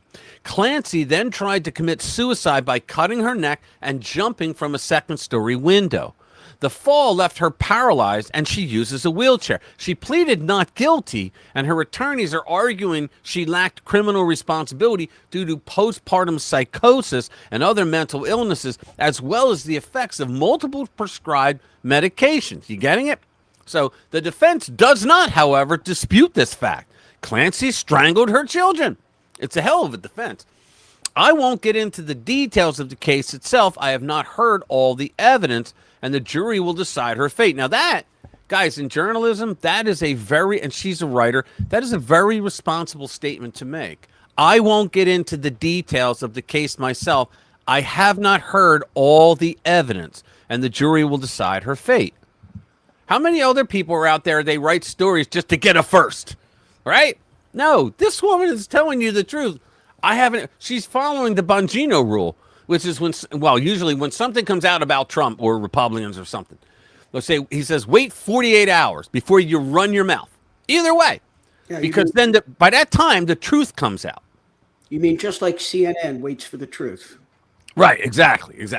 But what I will do is ask, what the hell is wrong with women? Thousands of them have come out of the woodwork to not only support Clancy and falsely claim her now ex-husband Patrick is responsible for killing the children and trying to kill Clancy. Remember, the defense has not disputed the fact that Lindsay Clancy killed her children. They're not arguing that Patrick Clancy is trying to frame his wife. A bunch of women on the internet are. This is the craziest story I've heard all year. And these women are also saying they see themselves in Lindsay. Are they saying they want to murder their kids? Now, I feel very fortunate that my mother did not drive me into a frickin' lake when I was like 6 years old, right? But can you imagine these women, like, they're saying, I see myself inside Lindsay. Okay, wow. So Colin Rugg, he writes, licensed therapist defends Lindsay Clancy, who murdered her 3 children because many of us see ourselves in Lindsay. That's just a psycho thing to say. Many of us, quote, many of us know that we could have been only one step away from murdering our children. Okay, Can you wait. Go ahead. Wait. What?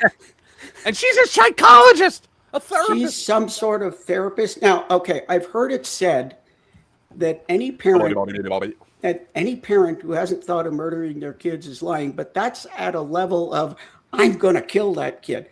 Yeah, I know. I'm going to I'll murder you. Yeah, that's different. This is, let's go into this. I mean, this is like the most sick and twisted thing. Right. I mean, what is the most basic instinct of the animal kingdom? Survival. Name it. Quick, don't think. Name it. Survival? Protecting your kids. Well, yeah, survival. Survival of the species, not even your survival. Uh-huh. Did you know that an octopus, when she gives birth, she stays there, covers her brood, she doesn't eat, she dies at that point. Wow. She dies basically keeping the clutch and giving the next generation the chance. Right. She never recovers from her postpartum. This is twisted. This is like beyond. For a mother oh yeah, they're nuts. They're out of their freaking minds. For a mother These to women. do that? So this woman and anyone else who thinks like this belongs in a mental institution. Now, back to the actual story. Ready? So, excuse me, but what? Hey, what did I say? What? Yeah. Not a single woman I know has been one step away from murdering her children. Yes, we've been frustrated and tired and annoyed with our children. But those are normal. Yeah, those are normal human emotions. Murdering our children, however, is not. I have been a mother for 2 decades. Never once have I imagined harming my children. What you said, when my youngest was born in 2013, his brothers were 6 and 4. I not only had a C-section, but also learned a week after giving birth that I was allergic to oxycodone. Oh boy, one of the ingredients in the pain medication known as Percocet. I know a lot of people get like the heebie-jeebies. That means I was restricted to using Tylenol and Advil to manage my significant pain, sleep deprived, and dealing with a crumbling marriage. Despite all that, harming any of my children never crossed my mind. Right. But I expected no better from the same women who cheered when Massachusetts Governor Maura Healey recently signed legislation allowing for abortion for any reason through all 9 months of pregnancy. Our culture has told women that our children are disposable commodities and fashion accessories that can be created or destroyed at will. She's right. And if we women are unhappy that nature handed us a son when we really wanted a daughter, we get heaps of praise for saying our kid is trans and mutilating his body. So it's not surprising to me when the Venn diagram of women who support those atrocities and also admire Lindsay Clancy is a circle. Yeah, They are a product of the anti-natalist, anti-motherhood lies they've been fed for decades. Because I am not in Lindsay Clancy's head. I don't know what she was thinking. It's possible she was in the throes of postpartum psychosis. Postpartum depression and psychosis do happen, despite what some troglodyte conservative commentators may think. And our healthcare system is often woefully unfit to manage this. It's also possible she wasn't aware and knew what she was doing. The courts will determine that. I don't believe that. I just don't. Every single woman who has given money to her GoFundMe, who has accused Patrick of being the murderer, and who posts social media crash-out videos, sometimes with their infant children in their arms, saying they understand Clancy deserves nothing but our scorn and derision.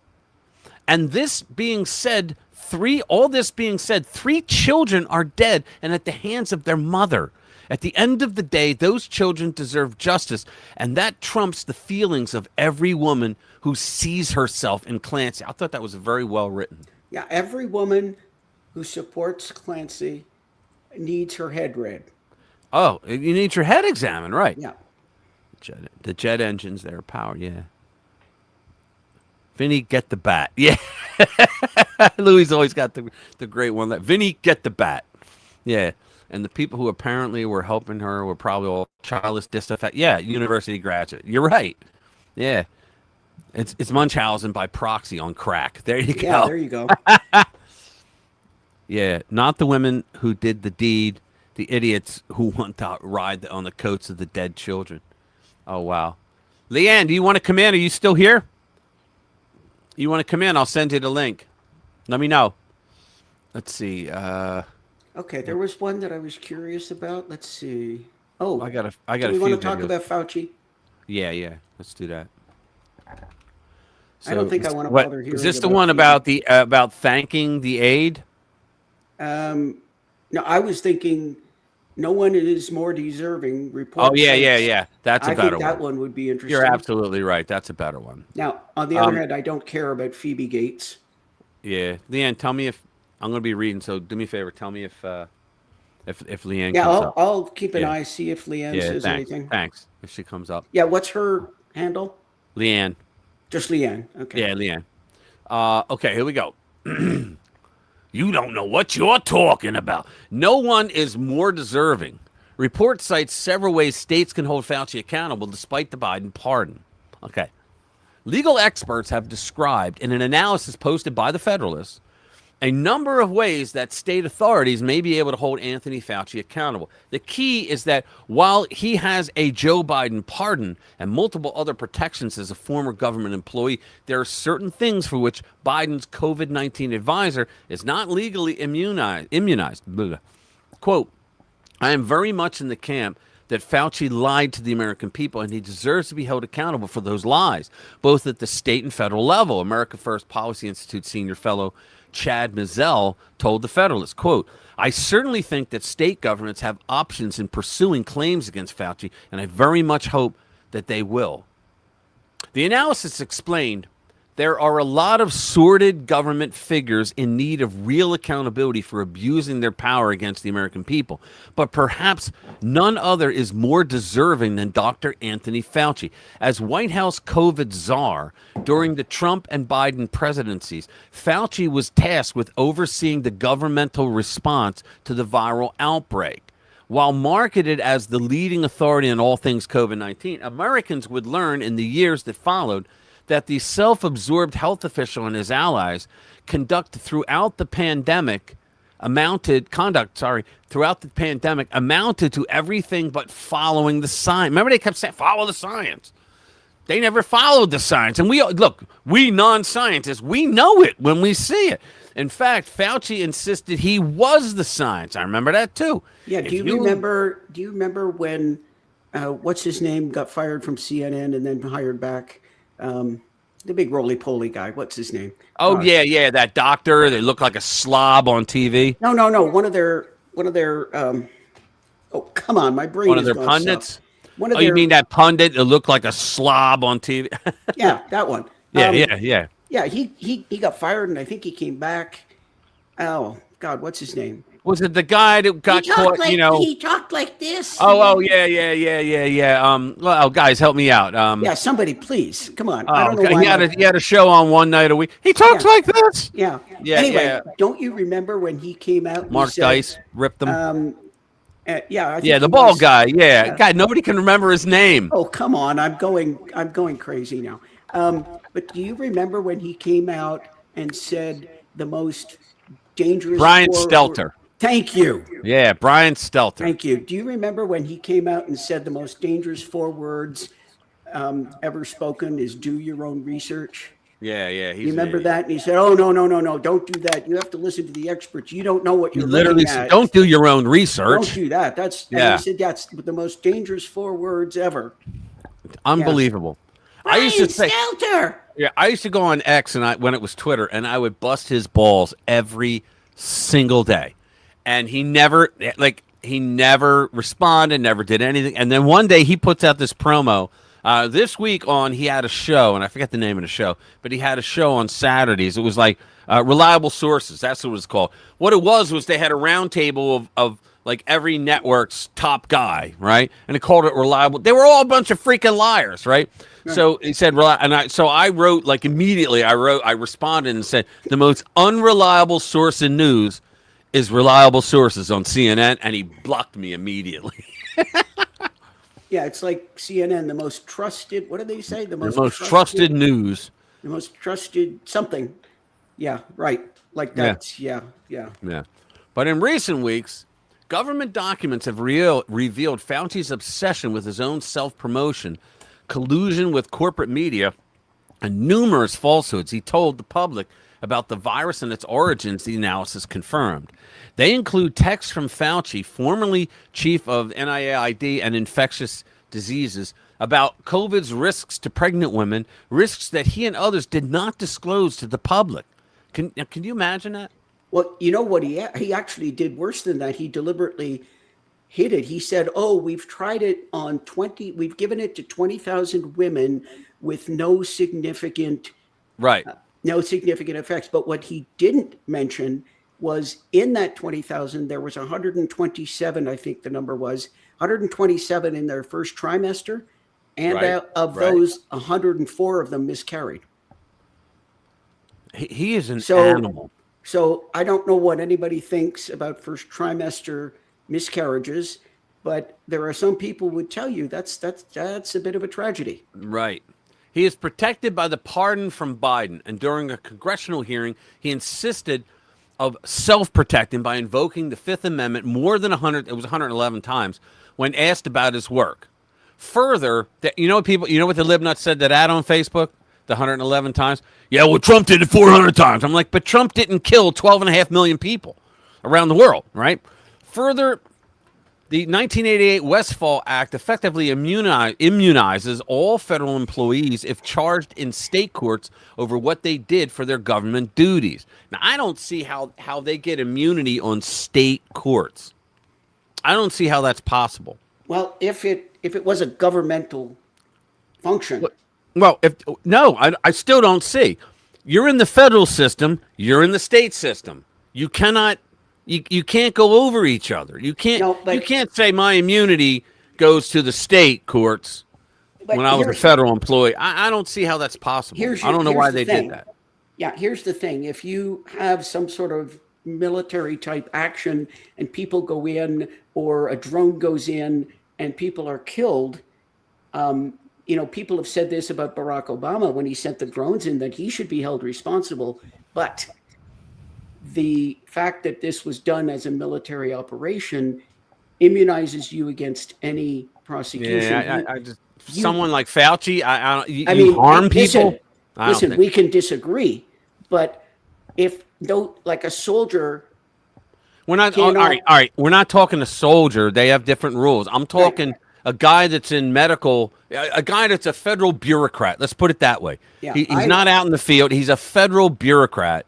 Yeah. And he did wrong. I don't think the state should have to be blocked because he has immunity as a all right, give him immunity on the federal level, but you can't. How can the federal level jump in on? I don't understand. I think for government, I agree with you that it should. I don't know why they allowed that. Well, let's move on, though. Yeah, I agree with you that it should. Because I got more nasty things to say. It essentially means that such claims are against the federal government, not the individual. That's how they're doing it. That sentence right there just answered it, which I think is bullshit. Well, I agree. Yeah, I think it's bullshit. The analysis, however, explained, quote, according to Mizell and Hans Monk, I'm just going to say Monk, a Federalist contributor and the founder of the Counter Lawfare Institute, that doesn't mean there are no avenues state prosecutors can look to when investigating the former health official for purported violations of the law. Mizell, a former Department of Justice official, confirmed because of the children's learning loss, business losses, and lockdown policies and so forth, state attorneys general might want to examine action under consumer protection and deceptive practices statutes. He noted that while such laws have been used to go after major corporations and organizations for intentionally deceiving consumers, they could also potentially provide a route to pursue Fauci, the analyst confirmed. Another path could be mass tort action. A tort means you did someone wrong, much like what could be argued over an oil company's negligent conduct that results in massive spill damaging states and residents. Right. Monk, recommended states throw everything at it and try and find a court that will take it. There you go. Go to Florida. There you go. The analysis noted, quote, the Counter Lawfare Institute founder said the trick for state prosecutors will be to find an avenue where the Westfall Act does not apply. He noted that one potential way around it may be found in Fauci's efforts to suppress the lab leak theory and obscure his role in funding gain-of-function research in Wuhan. He should be held in contempt of Congress alone because he lied to the Senate. Yeah, and it occurs to me there's one other thing. It's like, when they accuse these ICE guys, ICE officers of, quote, murder, or like if soldiers do something wrong, the fact is you're either acting within a reasonable matter or not. So like the soldiers in Vietnam who went in and just shot up a village, they ended up in a military court because that was not a reasonable action that was not reasonable as part of their governmental duties. So it's just like an ICE officer. If they do turn around and murder somebody, they're going to be called out for that. Right. And they can be charged. And I would argue that that's the same thing here because, yes, Fauci worked for the government and he's protected and immunized to a certain extent, but not for stuff that's outside the... Right, we went over that. All right, while Fauci privately admitted COVID probably did not come from the Wuhan market, that's what he was insisting to the public. Yeah, he lied about everything. Mm-hmm. Further, the analysis confirms the former NIAID director notably played a role in approving funds to the non-governmental group EcoHealth Alliance, which from 2014 to 2020 shipped more than $500,000 worth of U.S. government grants to the Wuhan Institute of Virology to conduct gain-of-function research on bat coronaviruses. Now, he did that going around his own department's panel that is supposed to approve grants. He knew that he would never get it because Barack Obama, to his credit, ordered Fauci to stop doing the gain of function research because it was too dangerous. Now, you know me, I don't like anything about Barack Obama, but I give him creds for that, right? So I mean, wow. Wow. You know, he went around the rule, and then he lied to Fauci, not only about the money, Fauci lied to Rand Paul, not only about the money, but about what gain of function research is. And you remember, like during his testimony, you know, Paul said, you know, he literally described gain of function research and like the textbook description. That's when the old, you don't know what you're talking about. That's when that came. Because Fauci said, you don't know what you're talking about. That's not gain of function. I'm like, are you out of your mind? You can go to any dictionary and there it is with a picture of Fauci next to it, you know? Yeah. One expert. And just went out of my head. Go ahead. Fauci equals treason. Exactly right. Oh, what I was going to say, yeah, this next paragraph actually talks about what I was just saying. Okay. Cool. Notably played. Yeah, okay. One expert pointed out covering up COVID's origin to conceal Fauci's role is fundamentally different. The government did not employ Fauci to protect Fauci. There you go. It did not authorize him to suppress the truth, conceal his own conduct, or prevent the public from discovering wrongdoing in which it was implicated. Here's the problem with that, okay? Maggie Haberman explained one time the Biden administration in so as to say that, yes, we all want to go after them all and throw them all in prison for what they did. But that's not what our founders wanted. They didn't want like a banana republic style government where, you know, you go after them, then when they get in, then they're going to go after you. They didn't want that. So they made it that all these things are not crimes. They're political. Okay, so that you can't be charged for it. And the only remedy is an election. Throw them out. All right?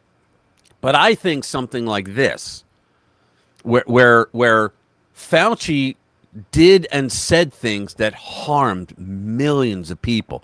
You can't just say, oh, that's a political action. No. It goes beyond just a political action. I think they need to go after him. I am shocked. This is my shock face. I'm shocked that Trump did not have his people argue against the auto pen. He must have had some very smart lawyers tell him, nah, you're not going to win. You know, not with this court. You know, because because all they got to do is say, well, the pardon is, the pardon is absolute. Yes, but is it a pardon? We're not saying is the pardon absolute. We're saying, is it a pardon when the president didn't even know about it? Because you can demonstrate he didn't know about it. I knew about everyone. Yeah, you read all those documents leading up to every single pardon of the 8,500 people you pardoned. You know, you read every one of those cases and you weighed it in your mind and threw a handful of grapes, and you thought about it during Matlock reruns and you just said, yeah, I guess I'll sign. Bullshit. Nobody believes that. Yeah, call BS on that. What I was going to say earlier is even before the Origin white paper was put out, 10 of the 12 scientists that worked for Fauci said, no, this didn't come from the market. And he just told them to go away. Right. He did. The Origin paper saying, he tried to ruin their careers and everything. Yeah, exactly. Biden couldn't find his way out of a way. Yeah. Whenever he came on a stage, he looked like an old drunk looking for the bathroom, didn't he? He just did. I'm going to go through a series of videos now. Well, we've got a ton of videos listed. Yeah, I know. They're finally admitting to it, saying the quiet part out loud. Operation Let Them Speak. They is snuck in into a full meeting. effect because sometimes they'll actually tell the truth. Yep. There you go. They didn't think they were being. So the two things that we're famous for is our DSA. commitment to a program and our hatred of the United States Constitution.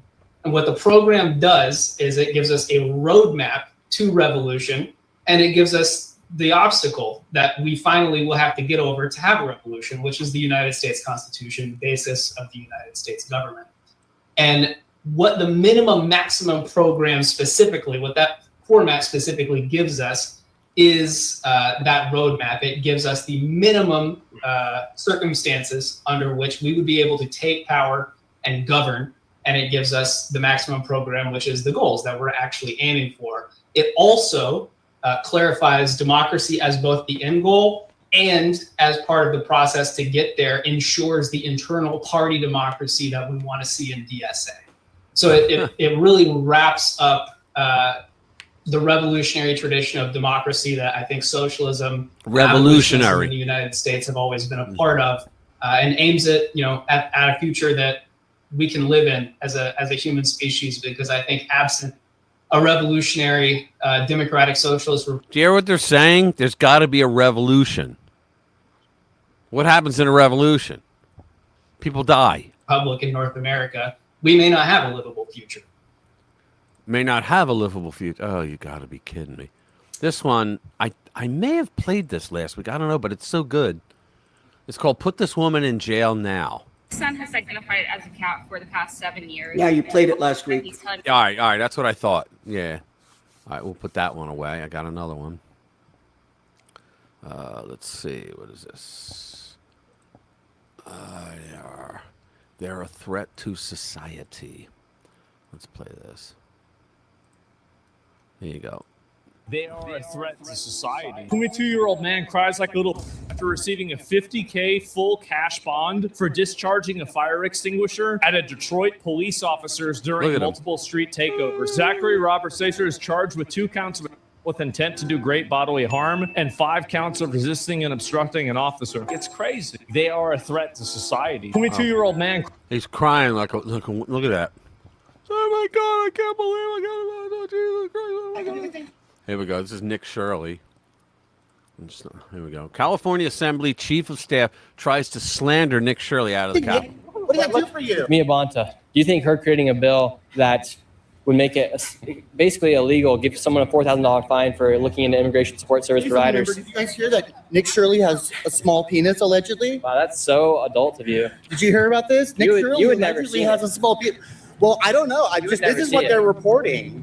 Have you seen this? Well, the reports are wrong. They're reporting. Well, we don't know. Prove me wrong. No, I'm not. I don't do that. Prove me wrong. It's good enough for Charlie Kirk. Prove me wrong. You don't want to do that. Well, if you consent. I mean, we aren't good enough for Charlie Kirk. He said, "What a prick." I think you're over 18. So there are news reports happening that Nick Shirley has a small penis. Do you have any comment on Nick Shirley's allegedly small penis? Out here, alleged small penis. It's risky for him to be out here. He could be banned or criminalized. You know, exactly. I don't think just having a small penis is that a criminal. Are you going to introduce that legislation, Assembly member? Hey, sir, well, to look at your penis, you'd have to lift up your fat to even look at it. So I'm out. You should work on that before you elect somebody else about their own penis. Hey, gentlemen, have you guys heard these public reports? Nick Shirley allegedly has a small penis. There's an investigation going on. There you go. Thank you so much. I'm doing just fine. To see yours, you have to literally lift up a flab of fat to look at yours. I don't know what you're talking about, Nick.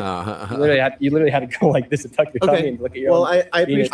There are people aren't reporting on me having a small dick. Like I don't have any report, but I don't think anyone would ever make a report on you. Period. And now, who is this man that would come out and put such a false statement on a paper to put all around Sacramento? Well, his name's actually Terry, and Terry is the Chief of Staff of the California State Assembly. So this man is the Chief of Staff of the entire Assembly of California, and this is what he's doing with his time. Oh yeah, you can get a photo. See, people love me. People don't know who you are. You want a flyer? Do you want to take the photo? No, I'm gonna. This is a beautiful lady right here, sir. Thank you. See, we're not being hostile. Okay. You don't get to touch my thing. Yeah, you do. Who has it now? Steal my thing. You're slandering him. Nick, Come on. Thank you. You can't steal my stuff. Okay, this is ridiculous, Rich. You can actually see your penis. Nick, I know because all the blood's flowing into your arms. It's not flowing into your incredibly, allegedly small penis. Nick, you don't get to touch that. It's not yours. Holy, he's the Chief of Staff. What does that do for you? Look at this. The State Assembly. I need my. Here, let's get a photo. You want your photo? Look at all of the papers this guy made. He's gonna put these all around Sacramento. Look at this. Look at this. Is it His part of having bodyguard's an allegedly keeping him small penis away. that you feel the need to steal? No, you just put it in my face, so I grabbed it. Look, you want to grab it back? But no one's putting a You want it small back? penis. I do want it back, please. I know he is. He I is am breathing gonna cardio. This is California politics. This is hilarious. See, people love me. No way he gets in a Tesla. No way. No way you get in a Tesla. He probably doesn't like Elon Musk. Look at him. Absolute clown. He likes fraudsters. I can do the same thing. Oh, wow. Think about how stupid that is. Here we go. Yeah, I find that even difficult to watch. It's so stupid. Yeah, here's the last one we'll do for a little bit, then we'll do stories again.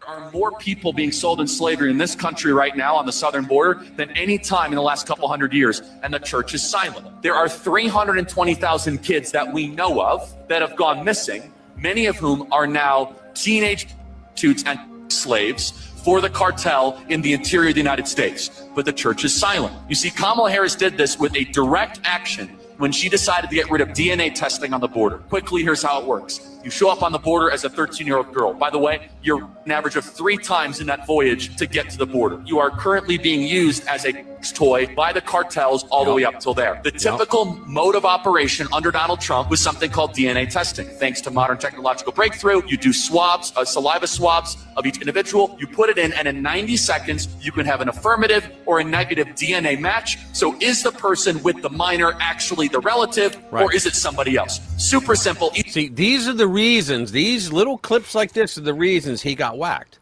Because he's very articulate. He has his information. He knows he's right. Take 90 seconds. And he's destroying whole industries, evil industries of the left. Send it out to Abbott Laboratories, 90 seconds. One of the first actions that Kamala Harris took with Joe Biden was to get rid of DNA testing. So here's how it works. They show up on the border, trembling 13-year-old girl who obviously, was just a couple times. You could tell her head is down. I've seen it myself. You can go to Yuma to see it. Is looking down, and a muscular 35-year-old pimp says, I'm her dad. And there is no DNA testing that occurs. So instead, they just say, sign on the paperwork, here's your asylum date, it's in 3 years, of course it never comes, and the girl is now a slave to the United States.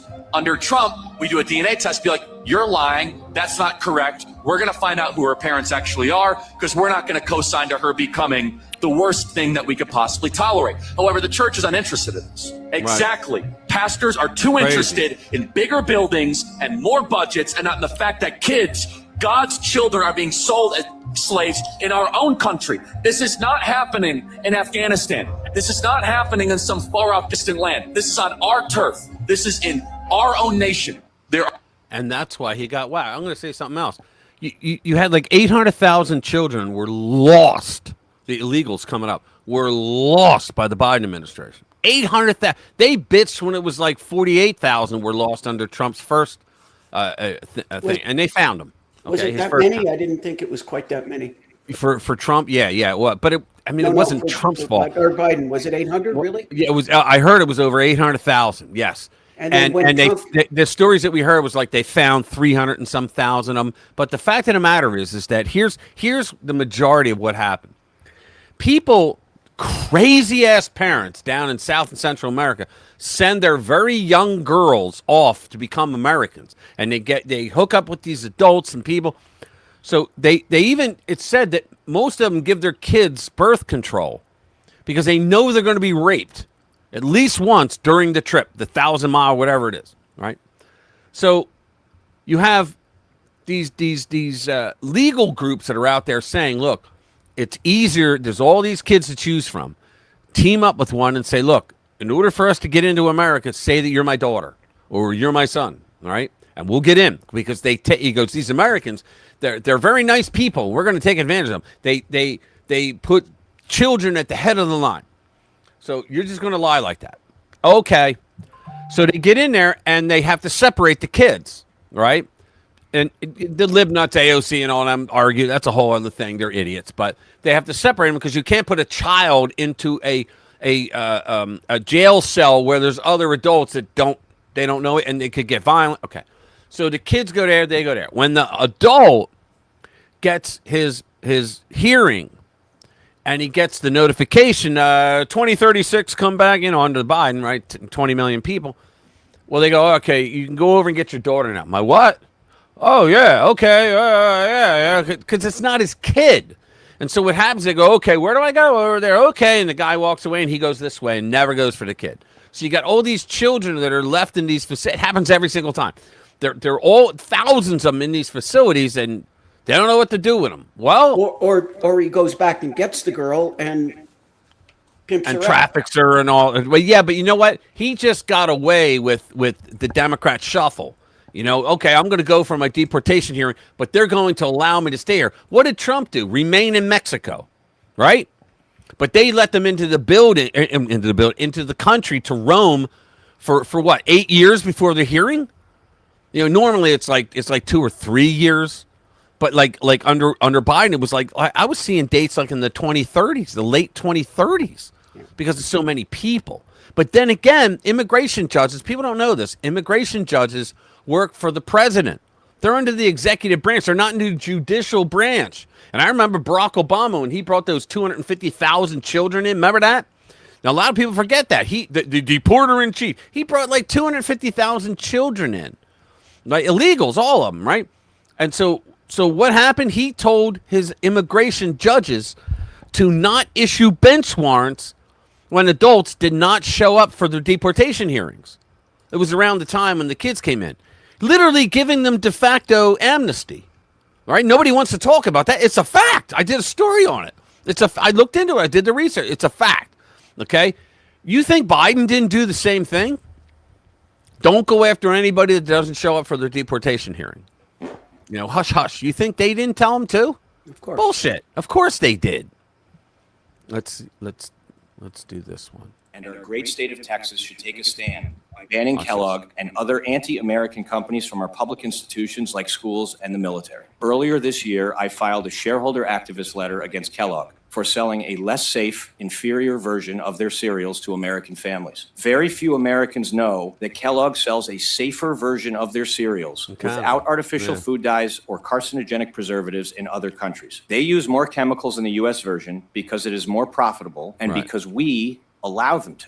We have collected over 450,000 U.S. signatures for what is now the largest food petition in U.S. history, asking Kellogg to serve Americans the safest and best version of products that they already make. Kellogg declined to meet with us and effectively told us that American children prefer the brighter colors, and they will continue selling the more toxic version as long as it is, quote, compliant with applicable relevant laws, which is why I'm here today. We need your help to stop this madness. After reviewing the conclusive evidence 6 weeks ago, California was the first state to pass a bill banning all foods containing any of 6 artificial food dyes from public schools, including Fruit Loops. As an easy first step. That's probably the only law, and I didn't read it, but the way he's describing it, that I'll agree with California.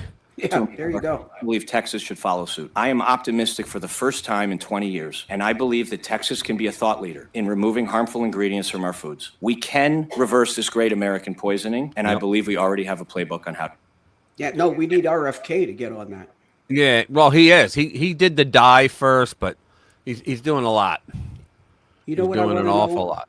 I What's want that? to know about this field trip to Mamdani's socialist supermarket. Yeah, let's see. I really want to see that. Mamdani, yeah. Let's see. He's got Borat on there. Let's see. Mamdani's city. This one? Field trip to no. Not that one? Oh, well, we'll do this one first, and then we'll do the one. field trip. Yeah. So Mamdani's city-run grocery store dream just got even more insane. Ain't socialism grand? Okay. P.J. O'Rourke once said, "If you think healthcare is expensive now, just wait until it's free." Yeah, it's there true. you go. Something's he was a funny writer, P.J. O'Rourke, and what's it called? They have P.J. Media, I believe he was behind that. But let's call it something similar can be said about the socialist dream of city-run grocery stores that will supposedly sell items at 30% under retail prices. Look, Mamdani is actually, he knows his plan. He knows that he's going to lose money. It's like Amtrak. People go, Amtrak's really comfortable. It's the greatest thing. And then they put in those dining cars, right? They sell food at below what they paid for it. They lose like hundreds of millions of dollars every year. Amtrak, after all these years, has never once made a profit because of this stupid shit. The city-run grocery store, more correctly referred to as taxpayer-subsidized idea, has been implemented before in other cities, and I previously wrote about how that went over in Kansas City. Here we go. It's clear this Sunfresh at 31st and Prospect is struggling. This is the first section people see when they come in. There's barely any produce. Right. A lot of the coolers and shelves around the store look the same way, empty. So shoppers have been asking us if the store isn't closing. Looks like those videos of the Soviet Union grocery stores. Yeah. You know, in the early, late 70s, early 80s. So where's all the Nothing food? on the shelves. A rotten smell comes through the door, and anywhere you turn, you'll see products that need to be restocked. No hot food or deli. There was a time this store was on life support. I can tell you today, right now, it's damn near dead. This is a new low, even to people like Pat Clark, who've watched the store go through its ups and downs. 30 days ago, hell, we looked like a grocery store again. The city owns the Linwood Shopping Center. A nonprofit operates the grocery store. Public and private investments are in the millions of dollars for the center. Right. It's clear that. So now, let's get into it. The Team Mamdani will look at the above example and just conclude that local officials just didn't throw enough taxpayer money at it, and this time it will be different, like we always say. Yeah, this time we'll do it right. The city-run store idea seems to be getting increasingly expensive. How will Mamdani handle concerns from private grocers about being undercut from the funded stores? They might just give them some money, too. Did you hear about this? They're going to give subsidies to the real supermarkets because they could sue the government for doing something they're not really supposed to be doing, which is undermining them in the private market. Because anytime the government gets involved in something like that, in like an industry, they should be sued for like unfair practices because they don't have any bottom lines. They don't have stockholders that they got to make happy. They just have never-ending tax money that comes in. Okay, but let me think about this. So he said there's going to be 5 stores, and they, I think, budgeted, was it $75 million to build these stores? Okay. Right. And the first store cost $30 million. Okay, so that gives you an indication right there. And now they're going to give subsidies. Why didn't they just take that $75 million, give it to the grocers, and say, here, we're going to subsidize certain items, and you're going to sell them to people with these cards and give them a food card or whatever. But instead, we have to actually build another grocery store for $30 million.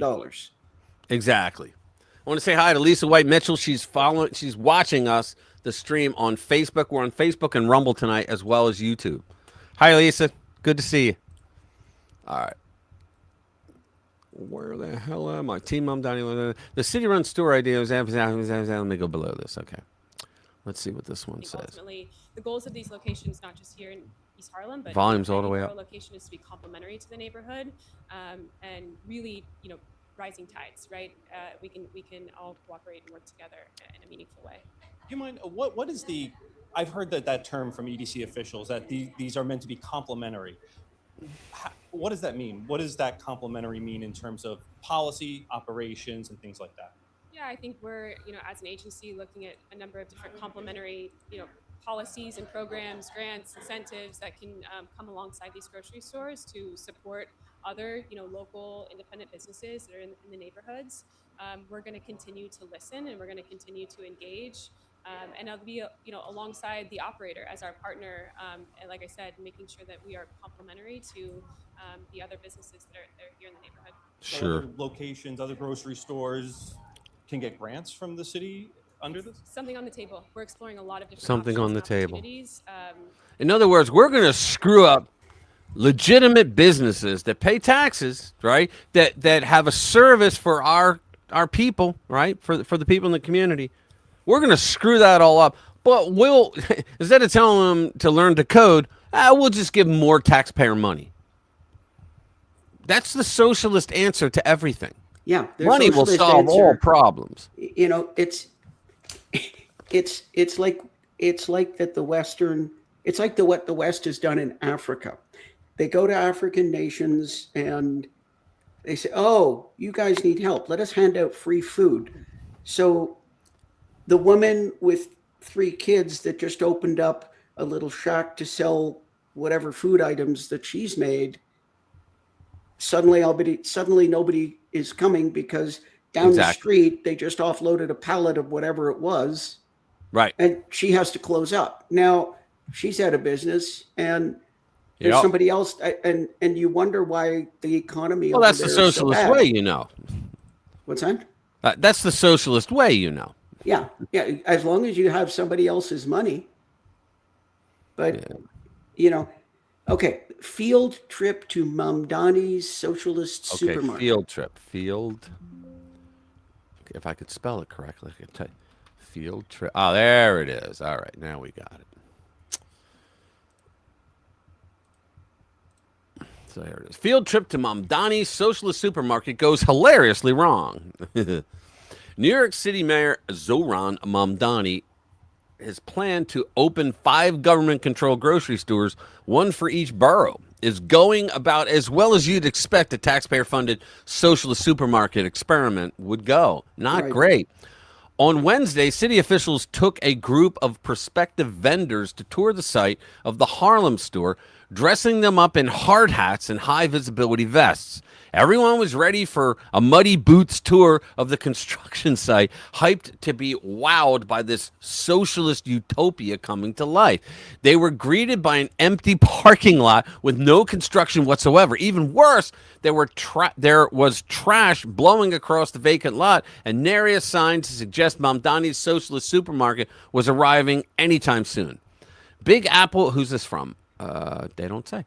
Big Apple officials took prospective bidders on the pathetic tour Wednesday of a trash-strewn empty lot in East Harlem, where Mayor Zohran Mamdani's planned $30 million city-owned grocery store is supposed to become reality. The bidders wore hard hats on the Economic Development Corporation-led tour of the under the Metro North Viaduct site next to La Marqueta, despite no work actually being done. Oh, that's great, isn't it? Look at this, all these idiots standing around. All right, the vendors didn't seem one bit impressed by what they saw, and with some voicing doubt about participating in Mamdani's scheme. Now, you would think Mamdani's got a lot riding on the stupidity of this idea, right? You would think that he would have people out there, like, just get some construction guy, hire a homeless guy, put a freaking hard hat on him. I don't care. You know, you think that they would make something up. He didn't. That's what it is. He doesn't care. He's never had a real job in his life. He doesn't know what it's like.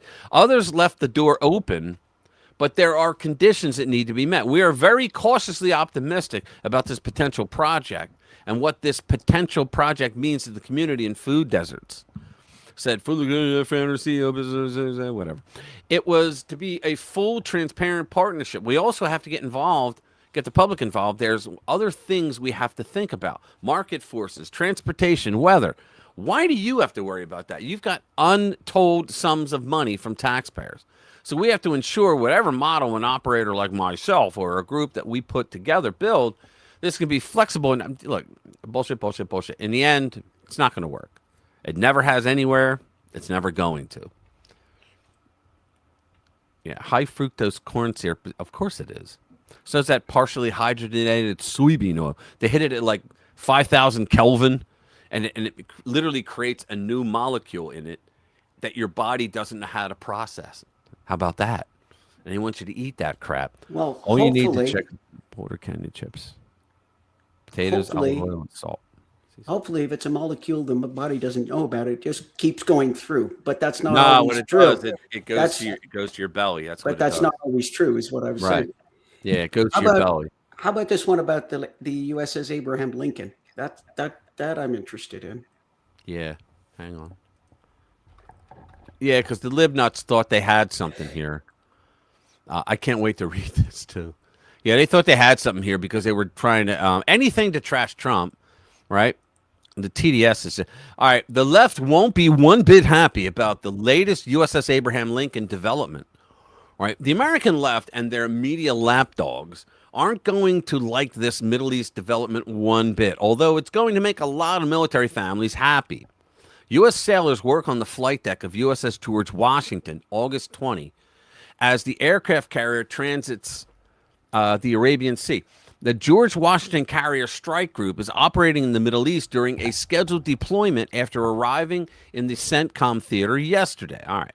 Well, that's right. The USS George Washington has arrived in the Middle East, and that means the U.S. Abraham Lincoln, whose supposedly miserable crew has been the subject of so much breathless media coverage, is finally being relieved and beginning its journey home. This, of course, should be fantastic news for the journalists, activists, and various assorted Trump critics who have spent much of the last few weeks sobbing about life aboard the Lincoln, portraying it as some sort of floating humanitarian crisis. Oh, the humanity, they wailed, telling us repeatedly that the sailors and Marines aboard the Lincoln were miserable, exhausted, deprived of basic necessities, and trapped aboard a ship whose deployment had dragged on for far too long. They knew how long it was going to go. Families were quoted. Complaints from the disgruntled were amplified. Every hardship was treated as evidence that something had gone terribly wrong, and it was all the fault of President Trump and Secretary of War Pete Hegseth. Meanwhile, everything was normal. Well, help has arrived. According to Stars and Stripes, the military's paper, the George Washington entered the U.S. Central Command CENTCOM area of responsibility on Wednesday and is now operating in the Arabian Sea. The Lincoln has been deployed for more than 8 months and has spent more than 200 consecutive days without a port call. No doubt a brutal slog for the roughly 5,000 soldiers aboard the floating city. Hilariously, the crew of the George Washington seems to have gotten wind of the non-controversy. Non-controversy as opposed to controversy. No, you're right, controversy, non-controversy, sorry, around the Lincoln, and decided to get ahead of the story by putting out a video showing how they keep their crew fed and happy. We got to see this. Welcome to USS George Washington. I'm Colonel Specialist Second Class. They're doing this as a personal double barrel. Today I want to go over for 5,000 sailors on board a U.S. Navy aircraft carrier. Look at this. Throughout the day and into the night, our sailors have all sorts of food and drink options and available to them. Beginning, of course, on the mess decks, but also grabbing quick snacks or essentials at the ship's store. George Washington sailors can also grab a cup of coffee at George's Java Cafe or drinks and food at vending machines all over George Washington. Sailors have the opportunity to eat 3 meals a day plus midnight rations. At sea, my team have to sustain 5,000 sailors for an extended period of time, and we plan for this. Our 150 cooks work 24 hours to prepare and serve 15,000 meals a day to ensure George Washington sailors are well fed.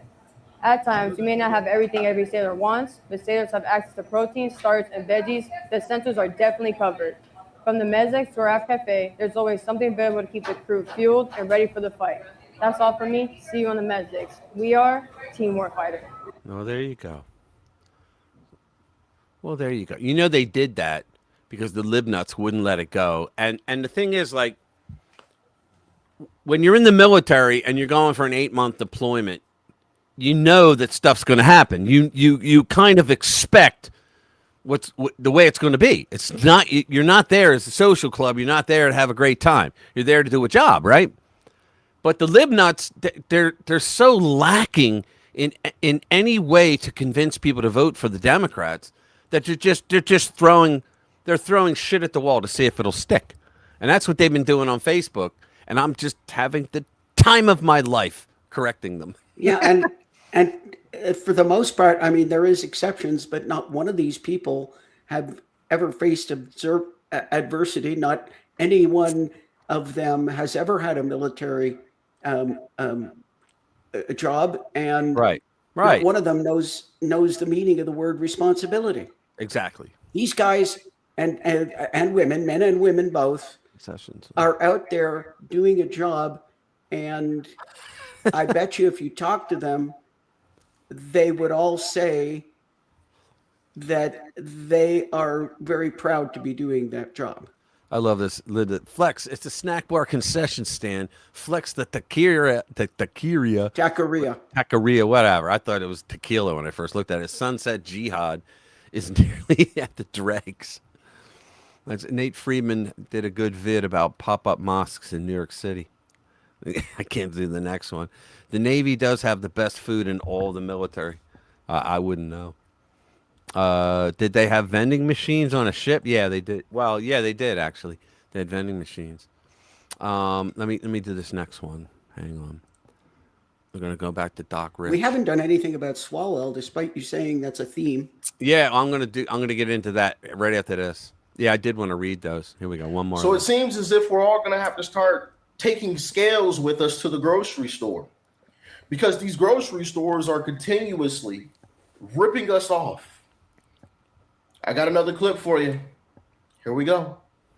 All right, so this makes no sense to me at all. So I'm at Kroger, and they have this meat that's on sale. It's ground beef. Well, supposedly it's supposed to be ground beef for $3.60. It says sale price $1.80 a pound. $3.60 is the price. So that would mean that there's 2 pounds of meat, right? Like it should be 2 pounds. $1.80 times 2 is $3.60. So in theory, this should be 2 pounds, right? Well, I have a scale right here, and well, make sure nothing's on it. So I have a scale right here. It's on 0. We'll put that in there. There's nothing else in there. It doesn't even hit 2 pounds. Doesn't it hit doesn't a pound. Yeah. Like, what is that all about? We'll move down to another scale because there's someone over there, and I don't like being around people. So this one here, it is on 0. We can calibrate if we need to. Shouldn't have to do that, but we can do that if we need to. But it appears to be, yes, on 0. So we'll take one of these, no cuts or anything, and add it on there. Nothing in there. Well, there's a sticker in there. I don't know what that's all about, but put that in there. And see, under a pound.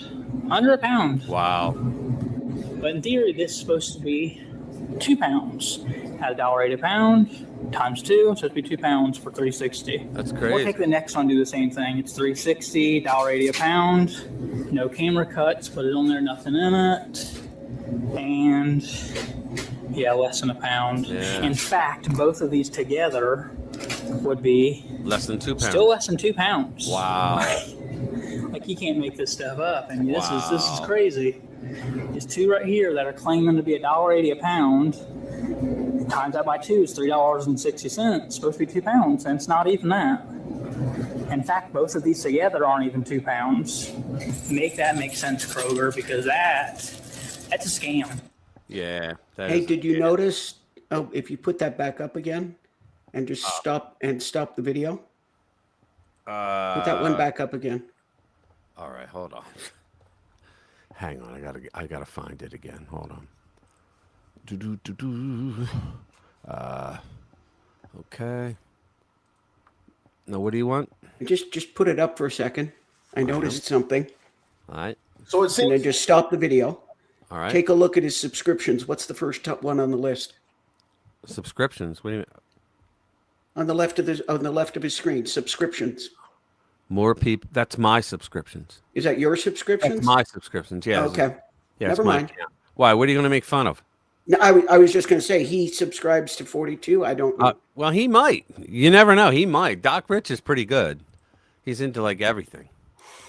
But so let's do the Yeah, you said we were going to do a couple of Eric Swalwell. Yeah, Swalwell. Eric Swalwell.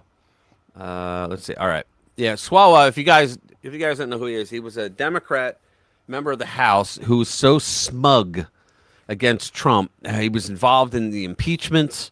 Real POS. This guy, and he's a scumbag. Cheated on his wife like 1 million times. Right? He's just total scumbag. And now he's in a lot of trouble. A Me Too incident got him. Walmart is doing the same exact thing. Yeah. Let's bring this up. We got a couple of one now. What happened was he resigned Congress because one of his aides said that he raped her twice. He took her out to dinner. He roofied her, and then he raped her twice while she was trying to get him off of her. And she came out and finally admitted it because some other women came out and admitted it, and that was all because he got caught being filmed and recorded in a restaurant where he was talking to lobbyists. And he was telling them, I'm tired of banging these ugly chicks. I want to bang 10s from now on. So it was their job to find him beautiful women to cheat on his wife with. And so when they left the restaurant, Swalwell was pretty snackered. He was drunk, right? And so the guys were walking up to him going, so what do you think? Like, you want to F 10s from now on? And like Swalwell wouldn't look at them, and he just kept walking. And they're like, bro, you have no idea. We're conservative influencers, and we just listened to everything you said, you jackass. Well, that started the momentum of all these women coming out and going, Wow, I thought he just did it to me, right? And that's why he's up to this problem now. We just learned what was behind. The FBI went and they went to his house. They took his cell phone and his and other devices, but then they went to his house and raided his home. They're not messing around with this. It says we just learned what was behind the FBI warrant for Eric Swalwell. It's not looking good for him. All right, so he's the guy that was sleeping with a Chinese spy, and not only did he sleep with her, but he got interns that she chose to work in his office. She was a Chinese spy. And by the way, while he was on the Intel committee, he was on the he was on the Intel committee too, and he was on the Intel committee, and Nancy Pelosi said, I'm not removing him from that. Yeah, I mean, can you believe it? Oh my God! So things are getting more interesting by the hour in the case of former Democrat Representative Eric Swalwell. As Red State's Rusty Weiss reported earlier on Thursday, agents from the FBI were waiting for Swalwell when he arrived at the San Francisco International Airport over the weekend. We knew that agents had seized his electronic devices as part of an ongoing federal investigation into sexual misconduct allegations that have been made against him. FBI agents also searched Swalwell's Washington, D.C. home and reportedly seized additional evidence. We're now learning more about the search warrant behind those seizures, and there's one detail in particular that is raising some very uncomfortable questions for him. According to a copy of the search warrant that was obtained by the San Francisco Standard, agents seized Swalwell's iPhone and MacBook Pro at approximately 8:25 p.m. Saturday last week. The warrant had been filed on August 13 in the Northern District of California and was certified by an FBI agent assigned to the Bureau's Public Corruption and Civil Rights Squad in San Francisco. That information is intriguing on its own, but here's where things get really interesting. The Swalwell search warrant was apparently issued under 18 U.S.C. 242, a federal civil rights he's in trouble with the feds, civil rights statute that applies when someone uses their governmental authority to deprive another person of rights provided to them either through the Constitution or by federal law. That statute is often used against law enforcement officers who are accused of abusing their authority. For example, the Standard points out the officers involved in George Floyd's death were charged under that same statute, which is not strictly limited to police. That seems important. What a scumbag. So, the Standard also referred to the case of former Waterbury, Connecticut Mayor Philip Giordano, who was convicted under the 242 statute back in 2003 for using the power of his office and his connections to police to intimidate two girls he had sexually abused into not ratting him out. It's important to note here that authorities have not accused Swalwell of doing anything similar, nor does the reference to the statute on the warrant indicate that he committed a similar crime. Nonetheless, it's an interesting development. Tony Brass, a former federal prosecutor who spoke to the Standard, said the statute could potentially come into play if investigators believe Swalwell used his position in Congress to intimidate witnesses or somehow interfere with another person's rights. I think he intimidated the women that worked for him, that he sexually assaulted. Well, fact checkers, allegedly sexually assaulted. Between the involvement of the FBI's Public Corruption and Civil Rights Squad and the statute that's cited in the warrant, this may turn out to be about more than just the sexual misconduct allegations. Here we go. Swalwell has denied the allegations against him, but with FBI agents now digging through his electronic devices and his home, it's becoming increasingly clear that investigators have some serious questions about his actions. That's the first one. Let's go to the next one. One word. Yeah? Scumbag. Scumbag. Here we go. So here we're going to do the story now from Just the News, John Solomon's gig. It's this is how they seized it. So FBI seizes Swalwell's electronics at San Francisco Airport and visited the home. Swalwell resigned from Congress and ended his gubernatorial bid earlier this year amid renewed scrutiny of his time in office and new allegations from women. I'm going to go on the record to say I believe none of this would have happened to him if he just hadn't run for governor, because he was the top guy in the race. And these women are like, this is just unbelievable. He's going to be the governor of California after what he did to me. I'm telling you, that's what brought him out of the woodwork. That was too much. FBI agents seized former Representative Swalwell's electronic devices when he arrived at San Francisco Airport on Saturday. The agency confiscated the devices, part of the Miss Connor, we read all that. Among the devices, the agency recovered Swalwell's cell phone. Swalwell resigned from Congress and ended his gubernatorial bid earlier in the year amid renewed scrutiny of his time in office and new allegations from women. He previously sought the Democratic nomination for president in 2020 and was a prominent anti-Trump resistance figure. Yeah, the FBI declined to comment, and that's the whole story. Holy cow, unlimited lock access. I have unlimited. Oh, it's just the news. Yeah, so I thought there was more to it. Sorry, guys. Hey, well, that's enough. I hope everything. I hope he gets everything and he more. deserves. Yeah, everything and more. Rich, if you ever find an ancient lamp and rub it and get a genie come out, yeah, never wish to get everything you deserve. Never.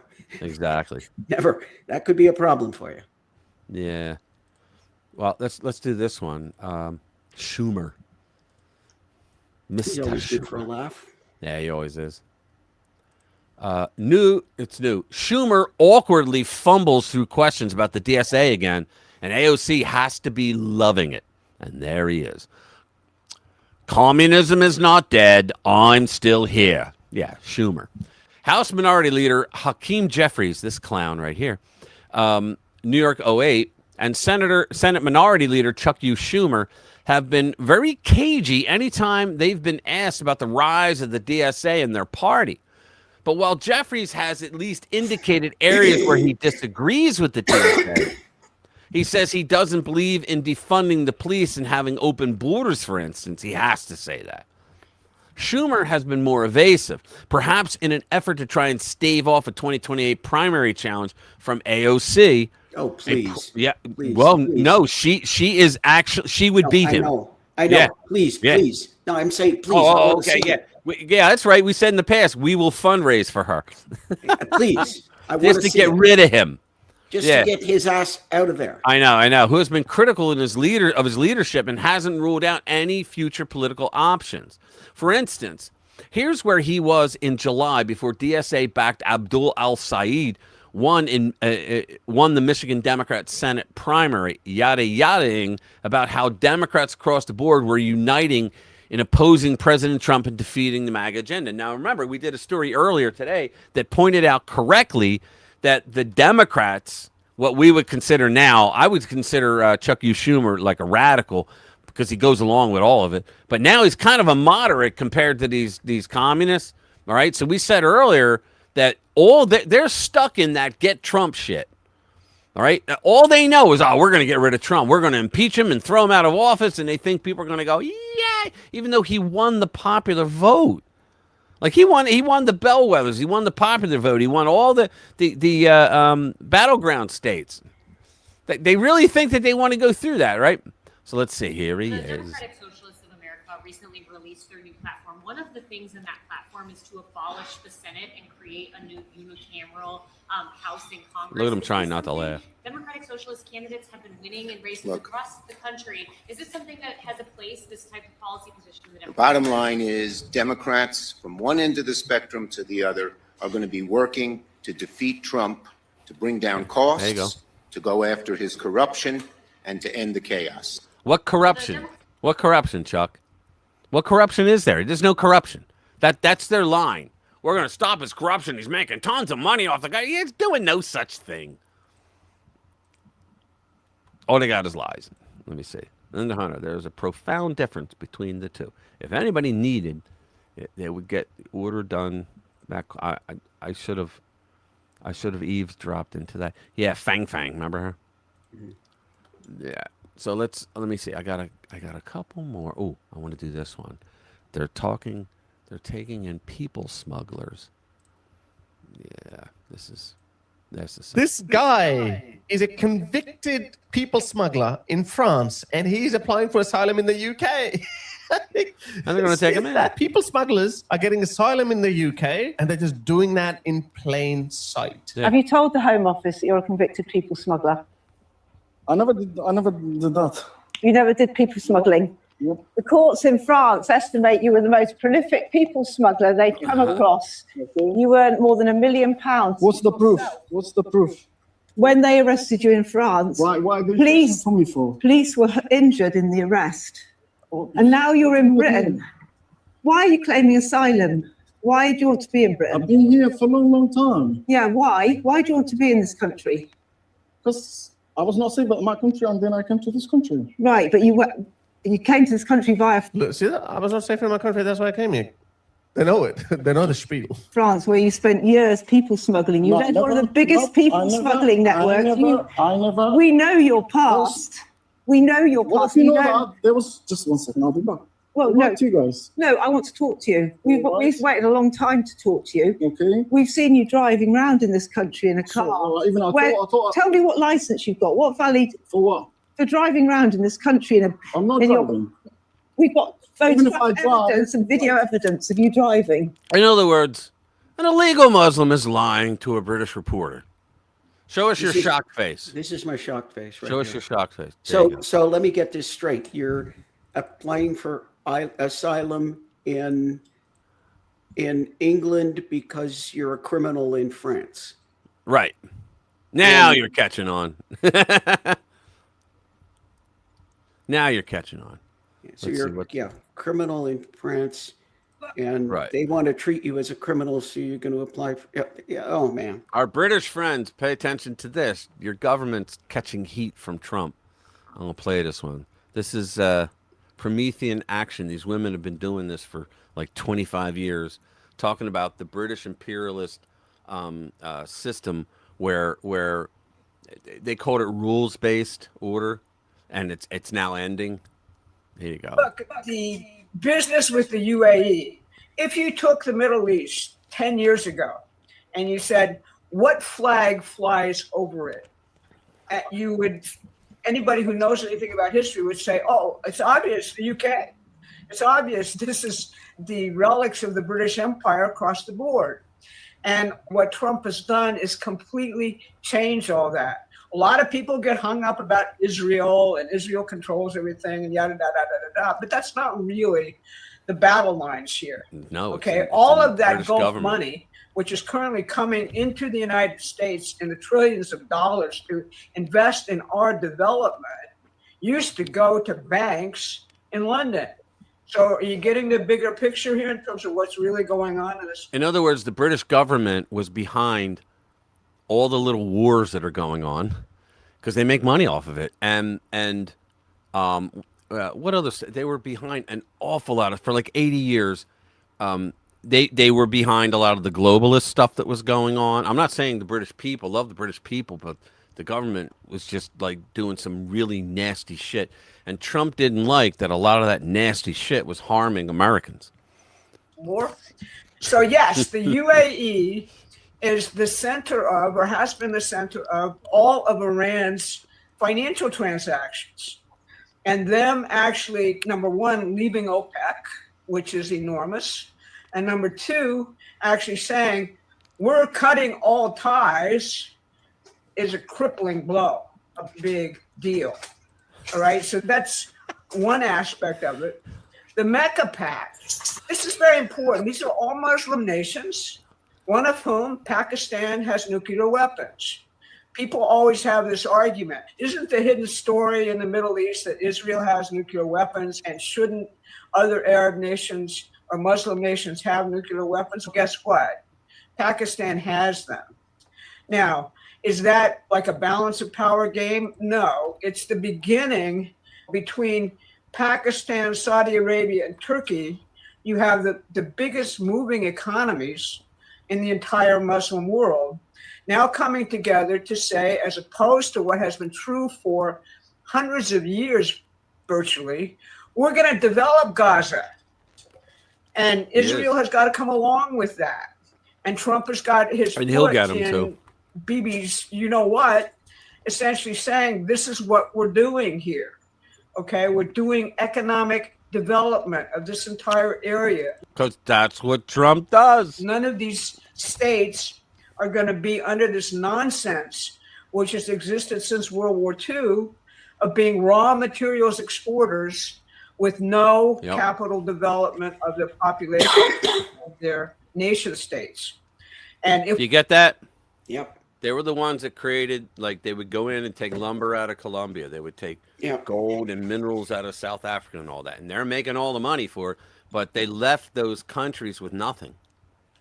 But they made tons of money for it. And you said something there that's like probably not only is it true, but it's probably the most important thing to remember. Trump is president, but he's not a president. You know what he is? He's a real estate developer. Right. I mean, but he's also a guy who loves America so much that, like, think about it. They're saying, why is he putting a ballroom? The American taxpayers are paying. No, the American taxpayers didn't put a fucking dime to it. Privately funded. Yeah, it was all privately funded. All of it. All of it. Yeah, but what is he? He's not a politician. He's not. No, he's not. I mean, he's president. He's our He's not. president. God bless him. But he's not a politician. He's He's not a politician. He cares. He's like Reagan was. Reagan cared about the people that were shit on by the politicians, and he tried to help them.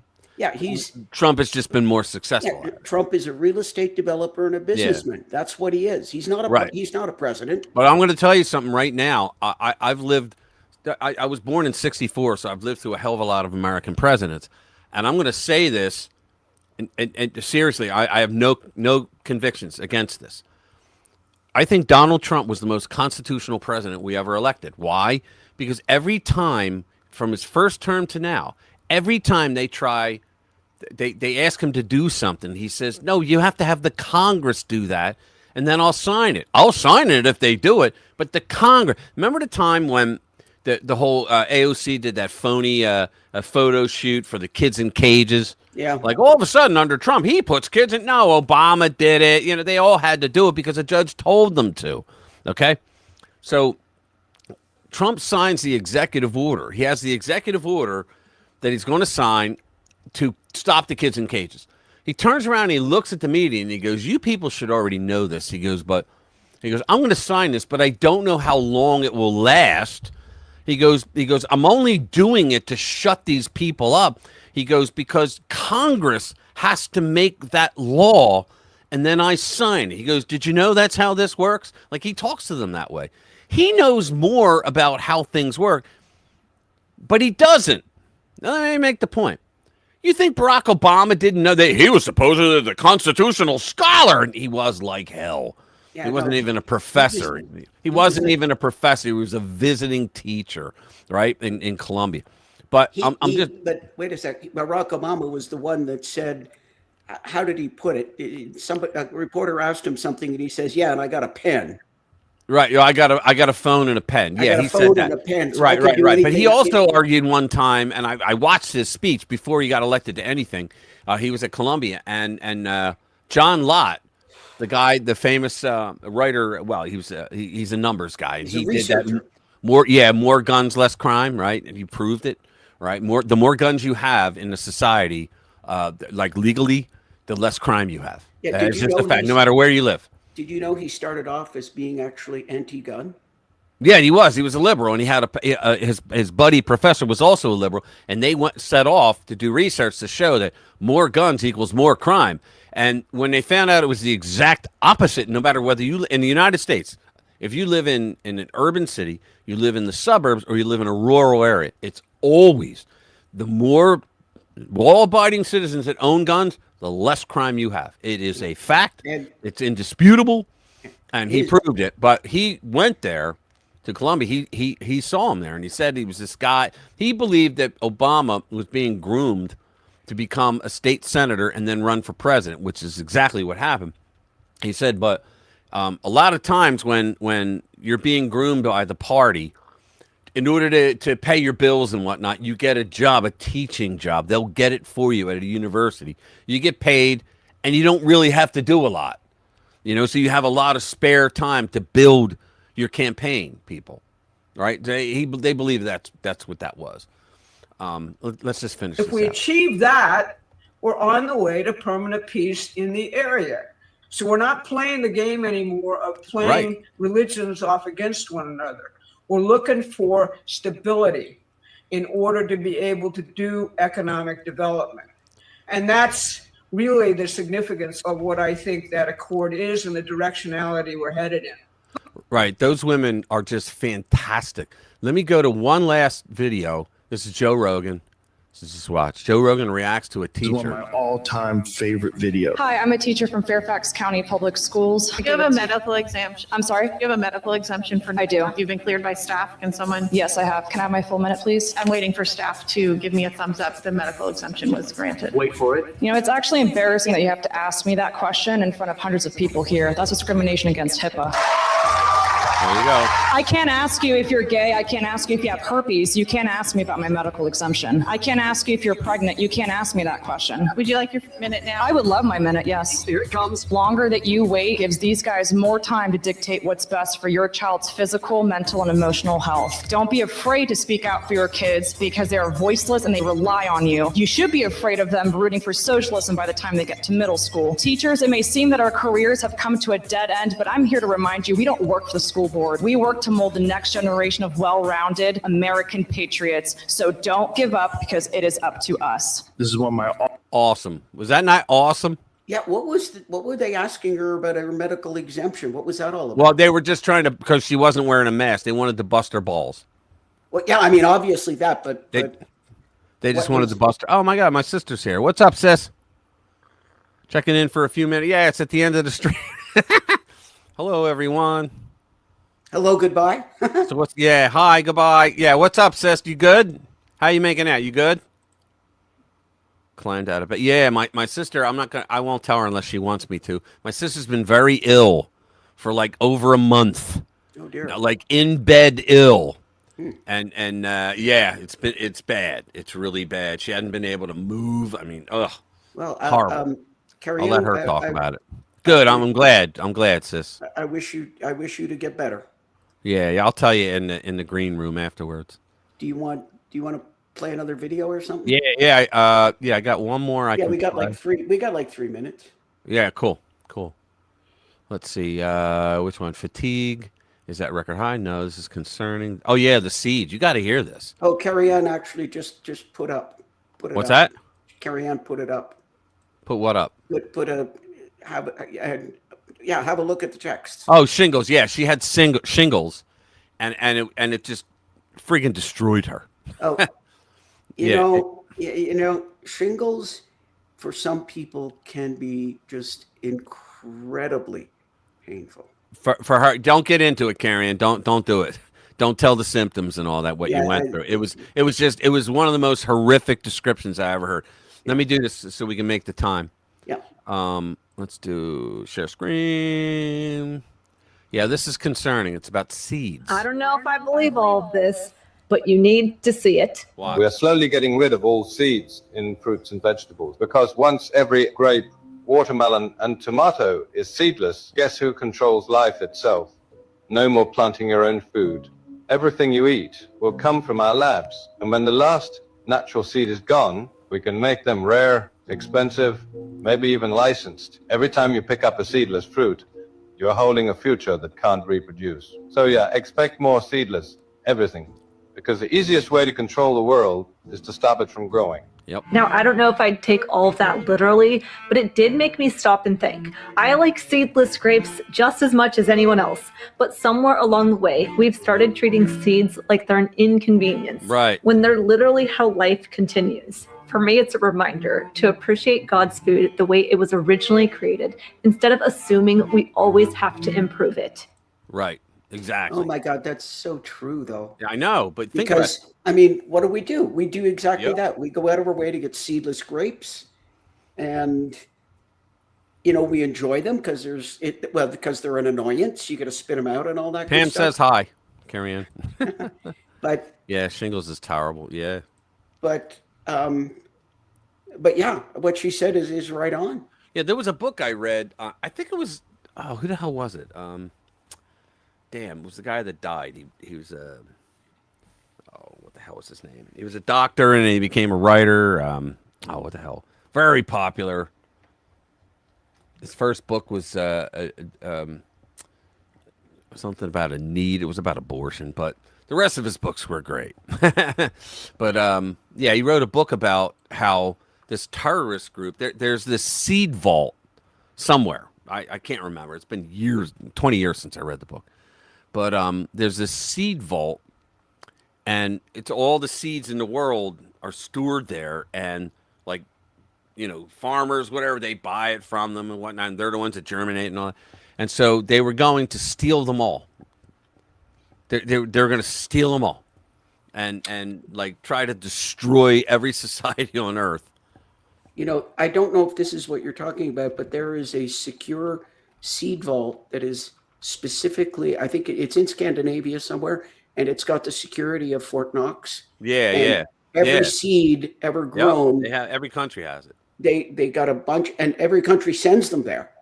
It was Michael Crichton who wrote the book. That's Yeah. No. This though is fact. And every I think every country sends seeds to them, and they store carefully these seeds. And what it is for, world level disaster, so that we would have something to replant. Oh yeah. So, I guess that's a good thing. We're leaving so much news on the table. My God, I was just paging through the rest of the story. I know we could go through it, but hey, guys, do me a favor, hit that like button if you haven't already, because it really helps us out.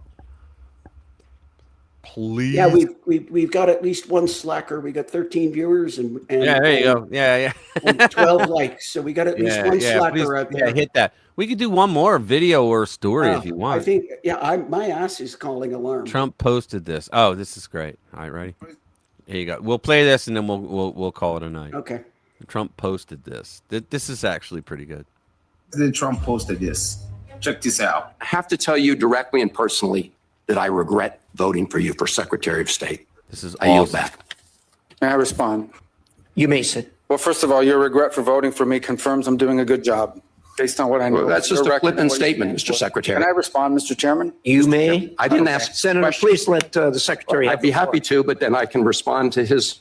Your time's up, Senator, and willfully used, I might add. Your remarks do not represent the view of this committee. Well, Mr. Secretary, please. Well, I can't respond to everything he said because much of these are untrue, but I'll go through a few. First of all, I'm actually very proud of the work we've done with USAID. For example, I don't regret cutting $10 million for male circumcisions in Mozambique. I don't know how that makes us stronger and more prosperous as a nation. I don't regret psychosocial support services. I raised USAID. Sudan, Mr. Secretary. Can I respond, Mr. Senator, Senator, I'd ask you to suspend. You had 7 straight minutes. I chose to use my time that way, Mr. Chairman. That's my right to Please use my time suspend that way. You hear him arguing? Well, I chose to use my time. That's my right. In other words, I'm a victim here because you're allowing him to get away with correcting me. You can go on. I mean, there's other things here. You know who he is? He's the guy that flew down to El Salvador after that Kilmar Abrazia, whatever his name was, right? He flew down there. I demand to see him. They're like, get the hell out of here. Spent $227,000 for Big Cat's YouTube channel from USAID. We spent $14 million for social cohesion in Mali, whatever the hell that means. So I can go on and on. I got the list here, and there's more. I didn't even bring the whole list. In the case of El Salvador, absolutely. Absolutely. We deported gang members, including the one you had a margarita with. And that guy is... including the one you had a margarita with. That's Kilmar human trafficker. Garcia. And that guy is a gangbanger. And the evidence is going to be clear. In the days to come, you're going to see who you went to deport. I'm sorry, Mr. Chairman. Secretary Rubio has the floor. Mr. Chairman, he can't make unsubstantiated comments like that. Secretary Rubio has the floor. Secretary Rubio should take that testimony to the federal court of the United States because he hasn't done it under oath. Here's another point, okay? And you know why he said that? He hasn't done it under oath.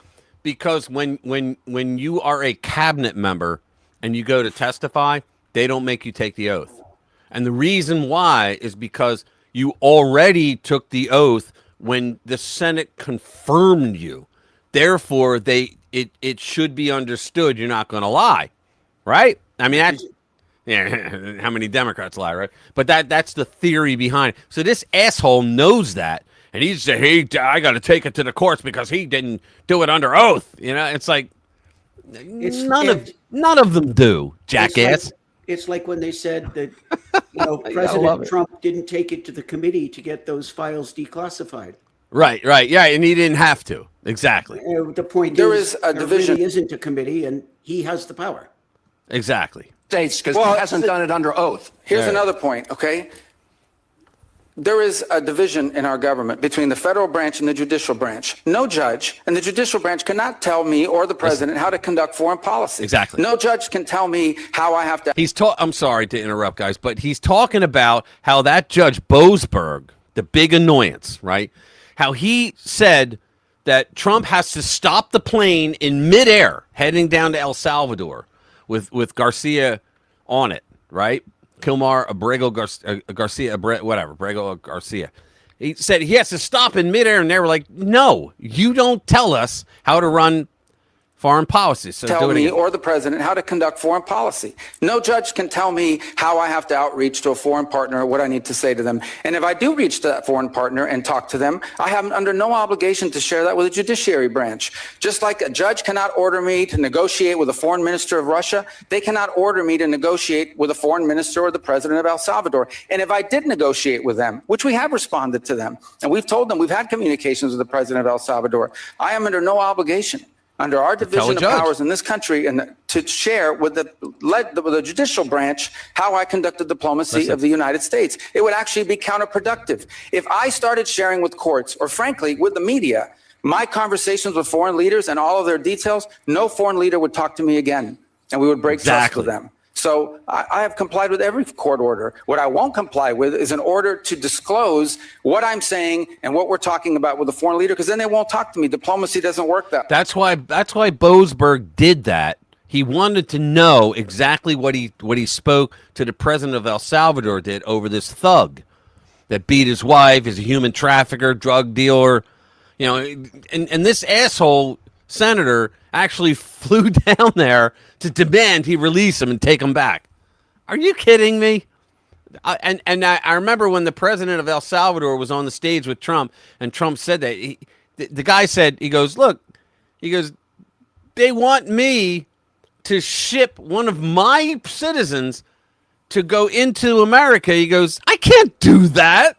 Think about the stupidity of these Democrats. And the guy was just right. He's, the president of another country can't force another country to take him. Think about how stupid that is. But Marco's got to be on the ticket with JD. Has to be. He's that good. The only downside to that is we would lose the best Secretary of State we've had in modern memory.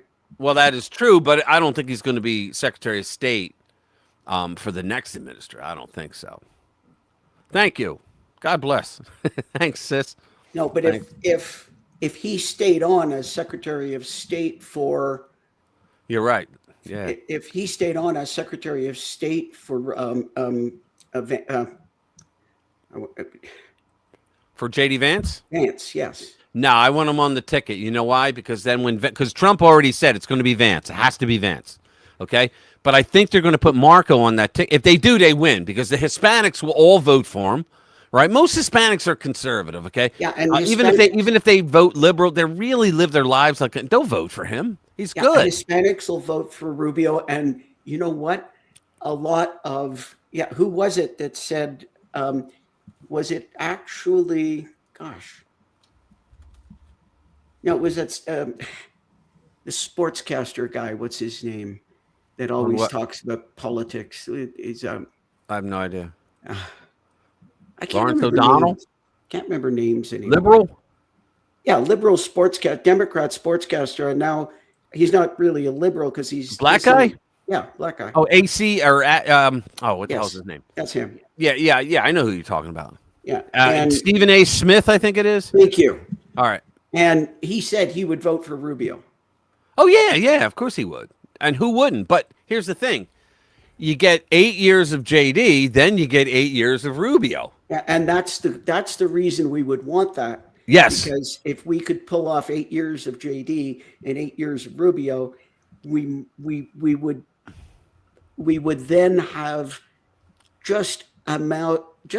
amass the right amount of time to start turning this big ship back into the right direction. Exactly. Exactly. And we need that length of time. You can't do it in 4 years. Florida or Donalds? Texas. Who, Byron Donalds? Yeah, he Byron just won. Donalds in Well, Florida? let's just say he just won the governorship of Florida. He won the primary of the Republicans, Yeah, which means he's going to be elected. He's going to be elected governor. He's going to be governor. I told him to his face he's going to run for president one day, and I'm going to vote for him. And he smiled and shook my hand. Yeah, and I hope he is, because I hope Rubio gets in and makes him vice president, because he'd make a good president too. He would make a good president. Yeah, he would. He really Just would. think about Did you it. see Now the smear campaigns they're trying to do on Donald's? Oh yeah. All can you these imagine- sexual things. None of it's true. They're just trashing him with lies. Can you imagine our wet dream? We go from Trump to Vance to Rubio to Donalds. America would be the greatest ever. And you know what? Just like Barack Obama, he's like that cancer that never goes away. Trump would be in there. He wouldn't go away, but he wouldn't be a cancer. He'd be guided. They would go to him. How do I do this? Trump has the best political instincts I've seen so far. Now, the lib nuts hate him no matter what, because they suffer from TDS level 7 through 9. We know that. Go ahead. And for not being a politician, he has good political instincts. Very much so. Yeah, very much so. And that's all because he's a common sense guy. See, the establishment doesn't like him because he doesn't talk like them, right? Like, he doesn't give speeches like that. He speaks like a normal person. He makes mistakes like a normal person. The normal people, the normies, we can appreciate that. And he gives a shit about us. And he looks at the reporter and says, you're fake news. Yeah, right. And you know what? It's like he doesn't have to go out of his way to say that he cares about the American people.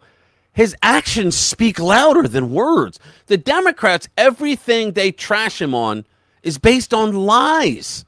Lies and innuendo. No facts whatsoever. And so they think that this is why they threw him through all those lawfare cases. Right? Made him look like he was a rapist, like he was a business fraud, right? Cheated on his wife, all that shit. He still won by a landslide.